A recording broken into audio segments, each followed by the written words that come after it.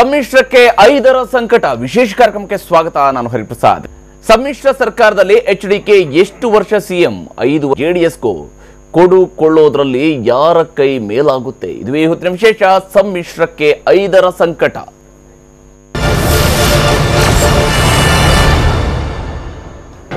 ನಾಳೆ ಕರ್ನಾಟಕದ 25ನೇ ಮುಖ್ಯಮಂತ್ರಿಯಾಗಿ ಕುಮಾರಸ್ವಾಮಿ ಪ್ರಮಾಣ ವಚನ ಸ್ವೀಕರಿಸಲಿದ್ದಾರೆ.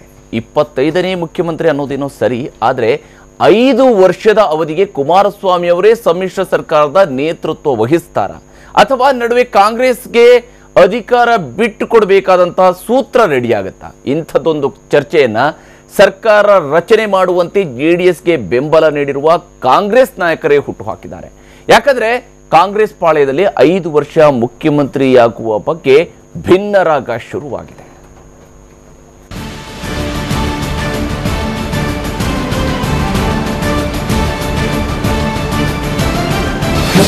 Chief Minister for the next 5 years? No, I am telling you very frankly, these are the things discussed this together. 5 ವರ್ಷ ಕುಮಾರಸ್ವಾಮಿ ಅವರು ಇರ್ತಾರೆ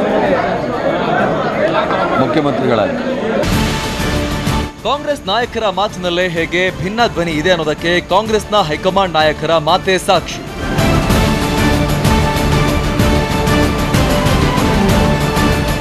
ಜೆಡಿಎಸ್ ಮತ್ತು ಕಾಂಗ್ರೆಸ್ ನಡುವೆ ದೋಸ್ತಿ ಶುರುವಾಗೋದ್ರ ಮುನ್ನಡಿ ಬರೆದಿದೆ ಕುಮಾರಸ್ವಾಮಿ ಅವರಿಗೆ ಸಿಎಂ ಹುದ್ದೆಯ ಆಫರ್ ಮೂಲಕ.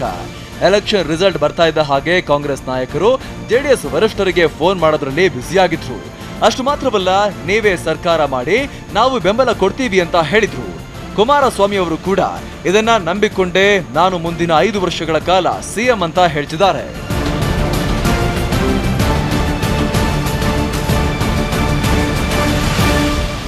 ಮುಂದೆ ಈ ರಾಜ್ಯದಲ್ಲೇ ಒಂದು 5 ವರ್ಷಗಳ ಕಾಲ ಸುಭದ್ರ ಸರ್ಕಾರ ನಡೆಯಬೇಕು. ಇದು ಸುಮ್ಮನೆ ಯಾವುದೋ ಒಂದು ತಾತ್ಕಾಲಿಕವಾಗಿ ನಮ್ಮಗಳ ಒಂದು ವೈಯಕ್ತಿಕವಾದಂಥ ಆಸೆ ಆಕಾಂಕ್ಷೆಗಳಿಗೆ ಕೈಗೊಂಡಿರ್ತಕ್ಕಂಥ ಕಾರ್ಯಕ್ರಮ ಅಲ್ಲ ಈ ಒಂದು ಜವಾಬ್ದಾರಿ. ಕುಮಾರಸ್ವಾಮಿ ಅವರಿಗೆ ಆರಂಭದಲ್ಲಿ ಕಾಂಗ್ರೆಸ್ನಿಂದ ಇಂಥ ಒಂದು ಭರವಸೆ ಸಿಕ್ಕಿದ್ದು ನಿಜ. ಇದನ್ನ ದೃಢಪಡಿಸುವ ರೀತಿಯಲ್ಲೇ ಎಐಸಿಸಿ ಪ್ರಧಾನ ಕಾರ್ಯದರ್ಶಿ ಬಿಕೆ ಹರಿಪ್ರಸಾದ್ ಕೂಡ ಮುಂದಿನ 5 ವರ್ಷಗಳಿಗೆ ಕುಮಾರಸ್ವಾಮಿ ಅವರೇ ಮುಖ್ಯಮಂತ್ರಿ ಅಂತ ನಿನ್ನೆ ಹೇಳಿದ್ರು.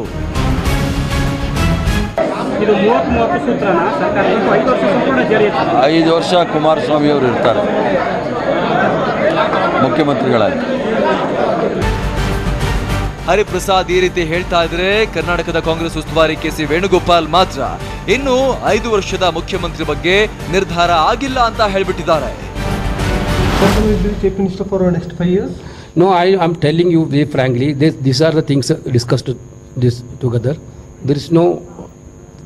What about coordination committee? We decided for a coordination committee also. We decided for a smooth functioning of the government. We decided for a coordination committee between Congress and JDS, and that has all been agreed by both the parties. ಇಷ್ಟೇ ಅಲ್ಲದೆ ಇನ್ನು ಕ್ಯಾಬಿನೆಟ್ನಲ್ಲಿ ಯಾರಿರಬೇಕು, ಯಾವ ಪಕ್ಷಕ್ಕೆ ಯಾವ ಖಾತೆಗಳನ್ನ ಕೊಡಬೇಕು ಅನ್ನೋದು ಕೂಡ ನಿರ್ಧಾರವಾಗಿಲ್ಲವಂತೆ. ಹಾಗಿದ್ರೂ ಸಮ್ಮಿಶ್ರ ಸರ್ಕಾರದಲ್ಲಿ ಸ್ಪೀಕರ್ ಹುದ್ದೆ ಕಾಂಗ್ರೆಸ್ಗೆ ಕೊಡಬೇಕು ಅನ್ನೋದು ಕೂಡ ಆಲ್ರೆಡಿ ನಿರ್ಧಾರವಾಗಿದೆ ಅಂತ ಹೇಳ್ತಿದ್ದಾರೆ. Then there is no much discussion on cabinet things.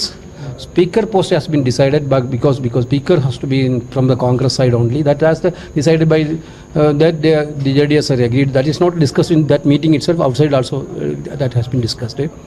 Then details of the ministries and these portfolios and everything will be discussed in Karnataka with the both leaders, JDS and Congress and JDS leaders, so selected leaders. ಹಾಗಿದ್ರು ಸುದೀರ್ಘ ಅವಧಿಗೆ ಕಾಂಗ್ರೆಸ್ ಜೊತೆ ಮೈತ್ರಿಯಲ್ಲಿರೋಕೆ ಕುಮಾರಸ್ವಾಮಿ ಉತ್ಸುಕತೆ ತೋರಿದ್ದಾರೆ ಅಂತ ಕೂಡ ವೇಣುಗೋಪಾಲ್ ನಿನ್ನೆ ಹೇಳಿದ್ರು. AICC ಅಧ್ಯಕ್ಷ ರಾಹುಲ್ ಗಾಂಧಿ ಜೊತೆಯಲ್ಲೂ ಕೂಡ ಸುದೀರ್ಘ ಮೈತ್ರಿಯ ಬಗ್ಗೆ ಚರ್ಚೆ ನಡೆದಿದ್ಯಂತೆ. Kumaraswamy mentioned that it is not for a short-term period alliance. He is looking for a long-term relationship with Congress and national perspective. Therefore, he will give a good governance as per the desire of Congress party and the Rahul Gandhi itself. Therefore, we seek full support from the party. In reply to that, Congress President also expressed the same feeling. It is not to be a short-term. This thing, Congress also desire to have a long-term alliance for a wider perspective. ಆದ್ರೆ 5 ವರ್ಷ ಕುಮಾರಸ್ವಾಮಿ ಅವರೇ ಮುಖ್ಯಮಂತ್ರಿ ಆಗಿರ್ತಾರಾ ಅನ್ನೋ ವಿಚಾರಕ್ಕೆ KPCC ಅಧ್ಯಕ್ಷ doctor G Parameshwar ಕೂಡ ಅಡ್ಡಗೋಡೆ ಮೇಲೆ ದೀಪವಿಟ್ಟಂತೆ ಮಾತನಾಡಿದ್ದಾರೆ. ಅದರ ಬಗ್ಗೆ ಇನ್ನೂ ಕೂಡ ನಿರ್ಧಾರವಾಗಿಲ್ಲ ಅಂತ ಹೇಳಿದ್ದಾರೆ. 30-30 ಇರ್ಬೋದು, ಮುಂದಿನ ದಿನಗಳಲ್ಲಿ ಕಾಂಗ್ರೆಸ್ ಮುಖ್ಯಮಂತ್ರಿ ಸ್ಥಾನ ಕೇಳೋದಿರ್ಬೋದು, ಆ ಥರದ್ದು ಏನಾದ್ರು ಆಪ್ಷನ್ಸ್ ಇದೆಯಾ ಅಂತ? ಈಗಲೇ ಅದನ್ನೇನು ಕೂಡ ಪ್ರಿಯೆಂಪ್ಟ್ ಮಾಡೋದಕ್ಕೆ ಇಷ್ಟಪಡೋಲ್ಲ. ಅಲ್ಲಿ ಕೂತು ನಾವು ಚರ್ಚೆ ಮಾಡಿದ ಮೇಲೆ ನಮಗೆ ಸಾಧಕ ಬಾಧಕಗಳು ನೋಡಿ ತೀರ್ಮಾನವನ್ನು ಎಲ್ಲ ನಮ್ಮ ಹೈಕಮಾಂಡ್ನವರು ಸೇರಿ ತೊಗೊಳ್ತಾರೆ. ಯಾಕೆಂದರೆ ನಾವು ಇದು ಹೀಗೆ ಇರಬೇಕು ಅಂತೇಳಿ ಕಡ್ಡಾಯ ಮಾಡಿಕೊಂಡು ಹೋಗೋಕ್ಕಾಗಲ್ಲ. ಇನ್ನು ಅಲಯನ್ಸ್ ಸಿಸ್ಟಮ್ ಸ್ವಲ್ಪ ಗಿವ್ ಆ್ಯಂಡ್ ಟೇಕ್ ಇರಬೇಕಾಗ್ತದೆ. ಅವ್ರಿಗೂ ಇರಬೇಕು, ನಮಗೂ ಇರಬೇಕು. 5 ವರ್ಷಕ್ಕೂ ಕೂಡ ಪೂರ್ಣವಾಗುತ್ತೆ ಸರ್ಕಾರ, ಅದೇ ನಾವು ಚರ್ಚೆ ಮಾಡ್ತೀವಿ. ಒಟ್ಟಿನಲ್ಲಿ ಜೆಡಿಎಸ್ ನೇತೃತ್ವದಲ್ಲಿ ಸರ್ಕಾರ ರಚನೆಗೆ ಆರಂಭದಲ್ಲಿ ಕಾಂಗ್ರೆಸ್ ನಾಯಕರು ಮುಗಿಬಿದ್ದು ಬೆಂಬಲವನ್ನ ವ್ಯಕ್ತಪಡಿಸಿದ್ರು. ಆದ್ರೆ ಬಿಜೆಪಿ ಸರ್ಕಾರ ರಚನೆ ಮಾಡುವಲ್ಲಿ ವಿಫಲವಾದ ಬಳಿಕ ಕಾಂಗ್ರೆಸ್ ನಾಯಕರಲ್ಲೂ ಕೂಡ ಮುಖ್ಯಮಂತ್ರಿ ಸ್ಥಾನದ ಬಗ್ಗೆ ಆಸೆ ಚಿಗುರೊಡೆದಿರುವುದಂತೂ ಸ್ಪಷ್ಟ. ಆದ್ರೆ ಈ ಕನಸು ಎಲ್ಲಿವರೆಗೆ ಬೆಳೆಯುತ್ತೆ ಅನ್ನೋದು ಮುಂದಿನ ದಿನಗಳಲ್ಲಿ ಸ್ಪಷ್ಟವಾಗುತ್ತೆ. ಪ್ರಮೋದ್, TV9 ಬೆಂಗಳೂರು. ವೋಟ್ ಹಾಕಿರುವ ಮತದಾರನ ಆಶಯ ಇರುವಂಥದ್ದು 5 ವರ್ಷಕ್ಕೊಂದು ಸರ್ಕಾರ ಬರಲಿ ಅನ್ನುವಂತಹ ಆಶಯ ಇದ್ದೇ ಇರುತ್ತೆ. ಆದರೆ ಅತಂತ್ರ ವಿಧಾನಸಭೆ ನಿರ್ಮಾಣ ಆದಾಗ ಅದರ ನಡುವೆ ತಂತ್ರಗಾರಿಕೆಯನ್ನ ಮೆರೆದು ಒಂದು ದೋಸ್ತಿ ಸರ್ಕಾರ ಅಸ್ತಿತ್ವಕ್ಕೆ ಬರೋದಕ್ಕೆ ರೆಡಿಯಾಗಿದೆ. ಅತಿದೊಡ್ಡ ಪಕ್ಷವಾಗಿ ಹೊರಹೊಮ್ಮಿದ್ದ ಬಿಜೆಪಿ ಕೂಡ 5 ವರ್ಷ ನಾವೇ ಆಡಳಿತ ನಡೆಸ್ತೀವಿ ಅಂತ ಹೇಳಿದ್ರು. ಆದರೆ ಅವರಿಗೆ ಬಹುಮತ ಸಾಬೀತುಪಡಿಸೋದಕ್ಕೆ ಸಾಧ್ಯ ಆಗಲಿಲ್ಲ. ಇನ್ನೊಂದು ಕಡೆಯಲ್ಲಿ ದೋಸ್ತಿಗಳ ನಡುವೆ 5 ವರ್ಷವನ್ನ ನಿಮಗೇನೆ ಪೂರ್ಣ ರೀತಿಯ ಬೆಂಬಲ ಅನ್ನೋದನ್ನ ಕಾಂಗ್ರೆಸ್ನವರು ಮೇ 15ರ ಮಧ್ಯಾಹ್ನ 1:30 ಸುಮಾರಿಗೆ ಮಾತನಾಡ್ತಾ ಹೇಳ್ತಾ ಇದ್ರು. ಆದರೆ ಈಗ ಕಾಂಗ್ರೆಸ್ನ ಕೆಪಿಸಿಸಿ ಅಧ್ಯಕ್ಷರ ಮಾತು, ಕೆಪಿಸಿಸಿ ಉಸ್ತುವಾರಿಯಾಗಿರ್ತಕ್ಕಂಥ ವೇಣುಗೋಪಾಲ್ ಅವರ ಮಾತನ್ನು ನಾವು ನಂಬಬೇಕಾ ಅಥವಾ BK ಹರಿಪ್ರಸಾದ್ ಅವರು ಹೇಳ್ತಾ ಇರುವಂತಹ ಮಾತನ್ನ ನಂಬಬೇಕಾ ಅನ್ನುವಂತಹ ಪ್ರಶ್ನೆಯೂ ಕೂಡ ಬಹಳ ದೊಡ್ಡದಾಗಿದೆ. ಬಹುಶಃ ಇಲ್ಲಿ ಹೈಕಮಾಂಡ್ ನಾಯಕರ ಮಾತನ್ನ ನಂಬಿ ಕುಮಾರಸ್ವಾಮಿ ಅವರು ಕೂಡ ಹೇಳ್ತಾರೆ 5 ವರ್ಷ ನಾನೇ ಮುಖ್ಯಮಂತ್ರಿ ಅನ್ನೋದನ್ನು ಕುಮಾರಸ್ವಾಮಿ ಅವರು ಕೂಡ ಹೇಳ್ತಾ ಇದ್ದಾರೆ. ಆದರೆ ಪರಮೇಶ್ವರ್ ಅವರಿಗೆ ಇಲ್ಲ, ಇನ್ನೂ ಅದರ ಬಗ್ಗೆ ನಿರ್ಧಾರ ಮಾಡೋಣ, ಅದರ ಬಗ್ಗೆ ಚರ್ಚೆ ಮಾಡೋಣ ಅನ್ನುವಂತಹ ಮಾತುಗಳನ್ನು ಹೇಳ್ತಾ ಇದ್ದಾರೆ. ಯಾವ ರೀತಿಯಾಗಿ ಈ ಸಮ್ಮಿಶ್ರಕ್ಕೆ 5ರ ಸಂಕಟವೂ ಕೂಡ ಎದುರಾಗ್ತಾ ಇದೆ ಅನ್ನೋದ್ರ ಬಗ್ಗೆ ವಿಸ್ತೃತವಾಗಿ ಚರ್ಚೆಯನ್ನು ನಡೆಸೋಣ. ನಮ್ಮ ಜೊತೆಗೆ ನಮ್ಮ ಸ್ಟುಡಿಯೋಗಳಲ್ಲಿ ಅತಿಥಿಗಳು ಕೂಡ ಜಾಯ್ನ್ ಆಗಿದ್ದಾರೆ. ಹಿರಿಯ ಪತ್ರಕರ್ತರಾಗಿರುವ ಪ್ರಸನ್ನ ಕುಮಾರ್ ಅವರೊಂದಿಗೆ ಈ ಕಾರ್ಯಕ್ರಮದಲ್ಲಿ ಜಾಯ್ನ್ ಆಗಿದ್ದಾರೆ. ಭಾರತೀಯ ಜನತಾ ಪಕ್ಷದ ರಾಜ್ಯ ವಕ್ತಾರರಾಗಿರುವ ತೇಜಸ್ವಿನಿ ಗೌಡ ನಮ್ಮೊಂದಿಗೆ ಈ ಕಾರ್ಯಕ್ರಮದಲ್ಲಿ ಜಾಯ್ನ್ ಆಗಿದ್ದಾರೆ. ಕಾಂಗ್ರೆಸ್ನ ರಾಜ್ಯ ವಕ್ತಾರರಾಗಿರುವ ನಾಗರಾಜ್ ಯಾದವ್ ಅವರು ಕೂಡ ನಮ್ಮೊಂದಿಗೆ ಈ ಕಾರ್ಯಕ್ರಮದಲ್ಲಿ ಜಾಯ್ನ್ ಆಗಿದ್ದಾರೆ. ಜೆಡಿಎಸ್ನ ರಾಜ್ಯ ವಕ್ತಾರರಾಗಿರುವ ಮರಲಿಂಗೇಗೌಡ ನಮ್ಮೊಂದಿಗೆ ಈ ಕಾರ್ಯಕ್ರಮದಲ್ಲಿ ಜಾಯ್ನ್ ಆಗ್ತಾರೆ. ರಾಜಕೀಯ ವಿಶ್ಲೇಷಕರಾಗಿರುವ ಪ್ರೊಫೆಸರ್ ಹರೀಶ್ ರಾಮಸ್ವಾಮಿ ಅವರು ನಮ್ಮೊಂದಿಗೆ ಹುಬ್ಳಿ ಸ್ಟುಡಿಯೋದಿಂದ ಈ ಕಾರ್ಯಕ್ರಮದಲ್ಲಿ ಜಾಯ್ನ್ ಆಗಿದ್ದಾರೆ. ಮೊದಲಿಗೆ ತೇಜಸ್ವಿನಿ ಅವರೇ, ತಾವು ಯಾವ ರೀತಿಯಾಗಿ ನೋಡ್ತೀರಿ ಈ ಮಾತುಗಳನ್ನು ನೋಡ್ತಾ ಇದ್ರೆ? 5 ವರ್ಷದ ಒಪ್ಪಂದ ಅನ್ನೋ ರೀತಿಯಲ್ಲಿ ಕಾಣ್ತಾ ಇತ್ತು, ಈಗ ನೋಡಿದರೆ 5 ವರ್ಷ ಬೇಕಾ ಬೇಡವಾ ಅನ್ನೋ ರೀತಿಯಲ್ಲಿ ಕಾಣ್ತಾ ಇದೆ. ಹರಿ, ಇದು ಮೇಲ್ನೋಟಕ್ಕೆ ಅವರ ಹೇಳಿಕೆಗಳನ್ನು ನೋಡಿದರೆ ರಾಜ್ಯದಲ್ಲಿ ಒಂದು ಸುಸ್ಥಿರ ಸರ್ಕಾರ ಕೊಡಬೇಕು ಅಥವಾ ಈಗ ನಾವು ಯಾವುದೋ ಒಂದು ಸರ್ಕಾರ ಅಂತೂ ಕೆಲಸ ಮಾಡಬೇಕು. ನಾವಿವತ್ತು ಹೊರಗಿದ್ದೀವಿ, ಅವರಿಬ್ಬರು ಸಮ್ಮಿಶ್ರ ಸರ್ಕಾರ ಮಾಡಿಕೊಟ್ಟಿದ್ದಾರೆ. ಕೆಲವೊಂದು ಕ್ಲಾರಿಟೀಸ್ ಬೇಕಾಗತ್ತೆ, ಸ್ಪಷ್ಟತೆ ಬೇಕಾಗತ್ತೆ. ಆ ಸ್ಪಷ್ಟತೆಗಳು ಕಾಣ್ತಾ ಇಲ್ಲ. ಇದು ಗಂಭೀರವಾದಂಥ ವಿಚಾರಗಳಲ್ಲಿ ಸ್ಪಷ್ಟತೆ ಕಾಣ್ತಾ ಇಲ್ಲ. ಈಗ ಮುಖ್ಯಮಂತ್ರಿ ಇರ್ಬೋದು, ಸ್ಪೀಕರ್ ಅವರು ವೇಣುಗೋಪಾಲ್ ಅವರು ಹೇಳಿದರು, ವೇಣುಗೋಪಾಲ್ ಉಸ್ತುವಾರಿಗಳಾಗಿದ್ದಾರೆ, ಅವ್ರ ಮಾತು ನಾವು ನಂಬಬೇಕಾ? ಅಥವಾ ಹರಿಪ್ರಸಾದ್ ಅವರು ನಮ್ಮ ರಾಜ್ಯದ ಹಿರಿಯ ನಾಯಕರು ಮತ್ತು AICC ಪ್ರಧಾನ ಕಾರ್ಯದರ್ಶಿಯಾಗಿದ್ದಾರೆ, ಅವರ ಹೇಳಿಕೆಯನ್ನು ನಾವು ನಂಬಬೇಕಾ? ಅಥವಾ ಪರಮೇಶ್ವರ್ ಅವರು ಕಳೆದ 9 ವರ್ಷಗಳಿಂದ ಅವರು ಪಕ್ಷದ ಅಧ್ಯಕ್ಷರಾಗಿದ್ದಾರೆ ಪ್ರಸ್ತುತ, ಅವರ ಮಾತಿಗೆ ಮನ್ನಣೆ ಕೊಡಬೇಕಾ? ಅಂದರೆ ಅನ್ಸರ್ಟನಿಟಿ ಕಾಣ್ತದೆ, ಅಸ್ಪಷ್ಟತೆ ಕಾಣ್ತಾ ಇದೆ. ಮತ್ತು ಕೆಲವೊಂದು ಅವ್ಯಕ್ತವಾದಂಥ ಅಪನಂಬಿಕೆಗಳು ಕಾಣ್ತಾ ಇದೆ. ಗಿವ್ ಅಂಡ್ ಟೇಕ್ ಪಾಲಿಸಿ ಇರಬೇಕಾಗತ್ತೆ, ಮಾಡಬೇಕಾಗತ್ತೆ ಅಂಥೇಳಿ. ಕಷ್ಟ, ಯಾವುದೇ ಸಮ್ಮಿಶ್ರ ಸರ್ಕಾರ ನಡೆಸೋದು ಕಷ್ಟ. ಅದರಲ್ಲೂ ಇದು ವಿಶೇಷವಾಗಿ JDS ಪ್ರತಿಪಕ್ಷದಲ್ಲಿದ್ದುಕೊಂಡು ಕಾಂಗ್ರೆಸ್ಸನ್ನು ಒಂದು ಭ್ರಷ್ಟ ಸರ್ಕಾರ, ಕಿತ್ತೊಗೆರಿ ಎನ್ನುವಂಥ ತೀವ್ರ ಹೋರಾಟ ಮಾಡಿ ನಮ್ಮಂತೆಯೇ ಒಂದಷ್ಟು ಸ್ಥಾನಗಳನ್ನು ಗೆಲ್ಲಿಸಿರೋದ್ರಿಂದಾಗಿ ಅವರ ಪರಿಸ್ಥಿತಿ ಇವತ್ತು ತುಂಬಾ ಇಕ್ಕಟ್ಟಿನಲ್ಲಿ ಸಿಕ್ಕಿದೆ ಅಂತ ನನಗನ್ನಿಸ್ತಾ ಇದೆ. ಖಂಡಿತ. ಆದ್ರೆ ನಗರಿಯದವ್ರೆ, ಯಾವ ಕಾರಣಕ್ಕೆ ನಿಮ್ಮ ನಾಯಕರೇ ಹೇಳ್ತಿರ್ತಕ್ಕಂಥ ಮಾತು, ಇದನ್ನ ಬೇರೆ ಯಾವುದನ್ನು ತೋರಿಸ್ತಾ ಇಲ್ಲ, ನಿಮ್ಮ ನಾಯಕರುಗಳೇ ಹೇಳಿರುವಂತಹ ಮಾತುಗಳು ಸ್ಪಷ್ಟವಾಗಿ ನೋಡಿದ್ರು ಕೂಡ ಯಾವುದು ಕನ್ಫ್ಯೂಷನ್ ಇಲ್ಲ. ನೋಡುಗರಿಗೆ ಯಾವ ರೀತಿ ತಗೊಳ್ತಾರೆ ಹಾಗೆ ಕಾಣ್ಬೋದೇ ಹೊರತು ಸ್ಪಷ್ಟವಾಗಿ ನಾನು ವಕ್ತಾರನಾಗಿ ಹೇಳ್ತಾ ಇದ್ದೀನಿ, ನಮ್ಮಲ್ಲಿ ಯಾವ ಕನ್ಫ್ಯೂಷನ್ ಇಲ್ಲ. ನಾವು ಕೋಲಿಷನ್ನ ಖಾಲಿ 5 ವರ್ಷಕ್ಕಲ್ಲ, in a longer term, in a national perspective you want take it forward ಅಂತ ಹೇಳಿದ್ರೆ ನಾವು ಸ್ಥಿರವಾದ ಸರ್ಕಾರವನ್ನು ಕೊಡ್ತೇವೆ. ಪಾರದರ್ಶಕವಾದ ಆಡಳಿತವನ್ನು ಕೊಡ್ತೇವೆ. ಕೋಲಿಷನ್ ನಾವು ಅಕ್ಸೆಪ್ಟ್ ಇಟ್ಸ್ ಇನ್ಎವಿಟಬಲ್ ಟುಡೇ ಅಂತಕ್ಕಂಥ ವಿಚಾರಗಳನ್ನ 5 ವರ್ಷಗಳ ನೋಡಿ 5 ವರ್ಷಗಳ ಸ್ಥಿರ ಸರ್ಕಾರ 5 ವರ್ಷಗಳ ಸ್ಥಿರ ಸರ್ಕಾರವನ್ನು ಕೊಡ್ತೀನಿ ಅಂತಂದ್ಮೇಲೆ 100ಕ್ಕೆ 100% ನಾವು ಮತ್ತು ಅವರು ಮಾತಾಡ್ಕೊಂಡು ಮಾಡ್ತಕ್ಕಂತಹ ಕಾರ್ಯಕ್ರಮವನ್ನ ಜನಗಳ ಮುಂದೆ ಕೊಡ್ತಕ್ಕಂಥ ಅಸ್ಥಿರತೆ ಕಾಣಬಾರದು ಅನ್ನೋ ದೃಷ್ಟಿಕೋನದಿಂದ ಮಾಡ್ತಾ ಇದ್ದಾರೆ. ಅದರಿಂದಾಗಿ ಹರಿಪ್ರಸಾದ್ ಅವರು ಇರ್ಬೋದು, ಡಾಕ್ಟರ್ ಪರಮೇಶ್ವರ್ ಏನಂದ್ರು, ನಾವು ಮಾತಾಡಬೇಕು ಅಂದ್ರು. ಮಾತಾಡಬೇಕು ಅಂದ ಮಾತ್ರಕ್ಕೆ ನಾವು ಕೊಡಲ್ಲ ಅಂತಲ್ಲ, ನಾವು 5 ವರ್ಷ ಅವರೇ ಮುಖ್ಯಮಂತ್ರಿ ಇಡಲ್ಲ ಅಂತಲ್ಲ. ವೇಣುಗೋಪಾಲ್ ಅವರು ಒಂದು ಅಂಶವನ್ನು ಗಮನಕ್ಕೆ ತರ್ತೀನಿ, ತಮ್ಮ ಗಮನಕ್ಕೆ ತರ್ತೀನಿ. ವೇಣುಗೋಪಾಲ್ ಅವರು ಮಾತಾಡಿದಾರೆ, ನಾವು ತೋರಿಸಿದ್ವಲ್ಲ, ಅವರು ನಿನ್ನೆ ಮಾತನಾಡಿರುವಂತದ್ದು ರಾಹುಲ್ ಗಾಂಧಿ ಅವರನ್ನ ಕುಮಾರಸ್ವಾಮಿ ಅವರು ಭೇಟಿಯಾದ ನಂತರ ಮಾತಾಡ್ತಾ ನೋಡಿ ಬಹಳ ಸ್ಪಷ್ಟವಾಗಿ ಮಾತಾಡಿದ್ದಾರೆ. ನೋಡಿ ರಾಹುಲ್ ಗಾಂಧಿ ವೇಣುಗೋಪಾಲ್ ಅವರು ಹೇಳಿರುವಂತದ್ದು, ರಾಹುಲ್ ಗಾಂಧಿ ಅವ್ರನ್ನ ಮತ್ತು AICC ಅಧ್ಯಕ್ಷರು, ಮಾಜಿ ಅಧ್ಯಕ್ಷರು ಮತ್ತು ನಮ್ಮ UPA ಅಧ್ಯಕ್ಷರಾದಂತಹ ಸೋನಿಯಾ ಗಾಂಧಿ ಅವ್ರನ್ನ ಭೇಟಿಯಾದ ನಂತರ ಅವರು ಸ್ಪಷ್ಟವಾಗಿ ಹೇಳಿದ್ರು, ನಮ್ಮ ರಾಹುಲ್ ಗಾಂಧಿ ಅವರು ಹೇಳಿದ್ರು, Venugopal the further modalities will be discussed with Venugopal ಅಂತ ಮಾತು ಹೇಳಿದ್ರು. ಹಾಗಾಗಿ ವೇಣುಗೋಪಾಲ್ ಜವಾಬ್ದಾರಿ ಕೊಟ್ಟಿದ್ದಾರೆ. ರಾಜ್ಯದಲ್ಲಿ ಸ್ಥಿರವಾದ ಸರ್ಕಾರ ಕೊಡಲಿಕ್ಕೆ, ಸಮ್ಮಿಶ್ರ ಸರ್ಕಾರ ಕೊಡಲಿಕ್ಕೆ ಅವರಿಗೆ ಜವಾಬ್ದಾರಿಯನ್ನು ವಹಿಸಿದ್ದಾರೆ. ಅವರು ಎರಡೂ ಮುಖಂಡರುಗಳ ಜೊತೆಯಲ್ಲಿ ಮಾತಾಡಿಕೊಂಡು ಸ್ಥಿರ ಸರ್ಕಾರವನ್ನು ಕ್ಯಾಬಿನೆಟ್ನ ಯಾವುದೇ ರೀತಿಯಲ್ಲಿ ಕನ್ಫ್ಯೂಷನ್ ಇಲ್ಲದೆ ಮಾಡ್ತಕ್ಕಂಥದ್ದು. 5 ವರ್ಷಕ್ಕೆ ಸ್ಥಿರ ಸರ್ಕಾರವನ್ನು ಕೊಡ್ತೀವಿ ಅಂತಂದರೆ 5 ವರ್ಷಕ್ಕೆ ಅವ್ರು ಬೆಂಬಲ ಕೊಡ್ತೀವಿ ಅಂತಲೇ ಮಾತು. ಒಂದು ದಿವಸ ಮಾತು ಕೊಟ್ಟಿದ್ದೀವಿ, ಒಂದು ದಿವಸ ಹಿಂತಗೊಂಡಿದ್ದೀವಿ ಅಂತ ಮಾತು ಇಲ್ಲವೇ ಇಲ್ಲ ನಮ್ಮಲ್ಲಿ. There is no confusion between the Congress and JDS or any cost. BJP ಅವರಾಗೋದು ಬೇರೆಯವರಾಗ್ಬೋದು, ಪೊಲಿಟಿಕಲ್ ಅನ್ನೆಷ್ಟು ಬೇರೆ ರೀತಿ ಆಲೋಚನೆಗಳು ಮಾಡಬಾರ್ದು. ನಮ್ಮಲ್ಲಿ ಸ್ಪಷ್ಟತೆ ಇದೆ, ನಾವು ಸ್ಥಿರ ಸರ್ಕಾರವನ್ನು ಕರ್ನಾಟಕ ರಾಜ್ಯಕ್ಕೆ ಕೊಡಬೇಕು ಅಂತ ತೀರ್ಮಾನ ಮಾಡಿದ್ದೇವೆ. ಯಾವುದೇ ಕಾರಣಕ್ಕೂ ಕೂಡ ಅಸ್ಥಿರತೆಯನ್ನು ನಾವು ಬೆಂಬಲಿಸಲಿಕ್ಕೆ ಸಾಧ್ಯ ಇಲ್ಲ, ಸ್ಥಿರತೆಯನ್ನು ಬೆಂಬಲಿಸ್ತೀವಿ ಅಂತ ಸ್ಪಷ್ಟತೆ ಇದೆ. ಮಾತಾಡ್ತೀನಿ, ಮರಳಿಗೆ ಅವ್ರ ಜೊತೆ ನಾನು ಮಾತಾಡಿಸ್ತೀನಿ. ಅದಕ್ಕಿಂತ ಮುಂಚಿತವಾಗಿ ಪ್ರಸನ್ನ ಕುಮಾರ್ ಅವರೇ, ತಾವು ಯಾವ ರೀತಿಯಾಗಿ ನೋಡ್ತೀರಿ? ಇಲ್ಲಿ ಈ ನಾಯಕರುಗಳೇ ಹೇಳಿರ್ತಕ್ಕಂಥ, ಕಾಂಗ್ರೆಸ್ನ ನಾಯಕರು ಹೇಳ್ತಾ ಇರುವಂತಹ ಮಾತುಗಳು ಒಂದಕ್ಕೆ ಒಂದು ಸಂಬಂಧ ಇಲ್ಲದ ರೀತಿಯಲ್ಲಿ ಒಬ್ಬೊಬ್ರು ಹೇಳ್ತಾ ಇದ್ದಾರೆ. ಹಾಗೆ ನೀವು ಇದಕ್ಕೆ ಏನೇನು ತೋರಿಸಿದ್ರಿ, ಅದಕ್ಕೆ ಮುಂಚೆ ನಾವು ಇನ್ನೂ ಒಂದು ನೆನಪು ಮಾಡ್ಕೋಬೇಕು. ಏನು ಮತಗಳ ಎಣಿಕೆ ನಡೀತಾ ಇತ್ತಲ್ಲ, ಹೌದು, ಮೇ 15ನೇ ತಾರೀಕು ಫಲಿತಾಂಶ ಇನ್ನೂ ಪೂರ್ಣ ಪ್ರಕಟ ಆಗಿರಲಿಲ್ಲ. ಅವತ್ತೇ ಆನ್ ರೆಕಾರ್ಡ್ AICC ಮುಖಂಡರಾದಂಥ ಗುಲಾಂ ನಬಿ ಆಜಾದ್ ಮತ್ತು ಅಶೋಕ್ ಗೆಹ್ಲೋಟ್ ಅವರು ಅಧಿಕೃತವಾಗಿ ಒಂದು ಪ್ರಕಟಣೆ ಮಾಡಿದ್ರು. ಅವರೇ ನಿಂತ್ಕೊಂಡು ಆನ್ ರೆಕಾರ್ಡ್ ನಾವು ಅನ್ಕಂಡೀಷನಲ್ ಆಗಿ ಸಪೋರ್ಟ್ ಮಾಡ್ತಾ ಇದ್ದೀವಿ ಅಂತ. ನೀವು ಅನ್ಕಂಡೀಷನಲ್ ಅಂತ ಸಪೋರ್ಟ್ ಮಾಡಿದಾಗ ನಿಮ್ಗೆ ಯಾವುದೇ ಪೊಲಿಟಿಕಲ್ ಬಾರ್ಗೇನಿಂಗ್ ಪವರ್ಸ್ ಇರೋದಿಲ್ಲ ನಾರ್ಮಲಿ. ಆಮೇಲೆ ಈ ಮೈತ್ರಿ ಏನಿದೆ AICC ಮತ್ತು JDS ನಡುವೆ ನೇರವಾಗಿ ನಡೀತಾ ಹೊರತು ರಾಜ್ಯ ನಾಯಕರನ್ನ ಅವ್ರು ಯಾರು ಇನ್ವಾಲ್ವ್ ಮಾಡ್ಕೊಂಡಿಲ್ಲ. ರಾಜ್ಯ ನಾಯಕರನ್ನು ಇನ್ವಾಲ್ವ್ ಮಾಡ್ಕೊಳ್ಳಿಲ್ಲ. ಇನ್ನು ಚುನಾಯಿತ ಶಾಸಕರು ಯಾರು ಬೆಂಗಳೂರಿಗೆ ಬಂದಿರಲಿಲ್ಲ. ಅವ್ರಿಗೇನು ನಡೀತಾ ಇದೆ ಅಂತ ಗೊತ್ತಿಲ್ಲ, ಅವ್ರ ಕೈಗೆ ಇನ್ನೂ ಸರ್ಟಿಫಿಕೇಟ್ಗಳು ಸಿಕ್ಕಿರಲಿಲ್ಲ. ಆ ಸಂದರ್ಭದಲ್ಲೇ ಇದು ಮೈತ್ರಿ ಘೋಷಣೆ ಆದಂಥ ಒಂದು ಸಂದರ್ಭ. ಅಂಥ ಸಂದರ್ಭದಲ್ಲಿ ನೀವು ಅನ್ಕಂಡೀಷನಲ್ ಅಂತ ಕೊಟ್ಟ ಮೇಲೆ ಈ ಕಂಡೀಷನ್ಗಳು ಹಾಕ್ಲಿಕ್ಕೂ ಕಷ್ಟ ಆಗ್ತದೆ. ಅದಕ್ಕೋಸ್ಕರ ಈಗ ಪರದಾಡ್ತಾ ಇರೋದು. ಅವತ್ತಿನ ಸಂದರ್ಭ ಬೇರೆ ಇತ್ತು, ಮೇ 15ನೇ ತಾರೀಕು ಅವ್ರಿಗೆ ಹೇಗಾದರೂ ಮಾಡಿ BJPನ ತಡಿಬೇಕು, ಅಧಿಕಾರ ಚುಕ್ಕಾಣಿ ಹಿಡಿಬೇಕು, ಅಥವಾ ನಾವು ಹಿಡಿದಿದ್ರು ಬೇರೆಯವ್ರಿಗಾದ್ರು ಇದು ಕೊಡ್ತು. BJPನ ತಪ್ಪಿಸ್ಬೇಕು ಅನ್ನೋದು ಅಷ್ಟೇ ಒಂದು ಇತ್ತೇ ಹೊರತು 5 ವರ್ಷ ಸ್ಪೀಕರು ಖಾತೆ ಅದ್ಯಾವುದೂ ಇರಲಿಲ್ಲ ಅವತ್ತು. ಅವರು ರಾಷ್ಟ್ರ ಮಟ್ಟದಲ್ಲಿರ್ತಕ್ಕಂಥ ರಾಜಕಾರಣದ ಚಿತ್ರಣ ನೋಡ್ಕೊಂಡು ತೀರ್ಮಾನಕ್ಕೆ ಬಂದರೆ ಹೊರತು ಕರ್ನಾಟಕದ ನಾಯಕರ ಚಿತ್ರಣಗಳು ನೋಡ್ಕೊಂಡು ಅವ್ರು ತೀರ್ಮಾನಕ್ಕೆ ಬರಲಿಲ್ಲ. ಹಾಗಾಗಿ ಇವತ್ತಿಗೆ ಗೊಂದಲಕ್ಕೆ ಬಂದಿರೋದು. ಈಗ ಮೊದಲು 3-4 ದಿವಸ ಇದು ಯಾವುದಕ್ಕೂ ಚಿಂತನೆ ಇರಲಿಲ್ಲ ಅವ್ರಿಗೆ. ಯಾಕೆಂದ್ರೆ ಅವತ್ತು BJP ಮುಖ್ಯಮಂತ್ರಿ ಇದ್ದರು, ಅವರು ವೋಟ್ ಆಫ್ ಕಾನ್ಫಿಡೆನ್ಸ್ ಮೂವ್ ಮಾಡಿ ಪ್ರೂವ್ ಮಾಡೋದನ್ನು ಅದನ್ನು ಡಿಸಪ್ರೂವ್ ಮಾಡಬೇಕಿತ್ತು ಇವರು. ಅದೆಲ್ಲ ಮುಗಿಸಿ ಈಗ ರಾಜಕೀಯ ಚಿತ್ರಣ ಬರ್ತಾ ಇದೆ ಅವ್ರಿಗೆ. ಎಲ್ಲಿದ್ದೀವಿ ನಾವು, ಏನಾಗ್ತಾ ಇದೆ ಅನ್ನೋದು. ಯಾಕೆಂದರೆ ಒಂದು ಅವ್ರ ಗಮನಕ್ಕೆ ಗೊತ್ತಿಲ್ಲ ಯಾರು ಎಲ್ಲಿ ಏನು ಚರ್ಚೆ ಮಾಡೋದ್ರು ಅನ್ನೋದು ನಿಗೂಢ ನಡೆದಿಲ್ಲ ಅಂತಲ್ಲ, ನಡೆದಿದೆ. ಇವತ್ತು ನಿನ್ನೆ ಕುಮಾರಸ್ವಾಮಿ ಅವರು ದೆಹಲಿಲಿ ಹೋಗಿ ಭೇಟಿ ಮಾಡಿದಲ್ಲೂ ಸಹ ಅಲ್ಲೋನ್ ರಾಜ್ಯ ಕಾಂಗ್ರೆಸ್ ಮುಖಂಡರು ಯಾರೂ ಇರಲಿಲ್ಲ.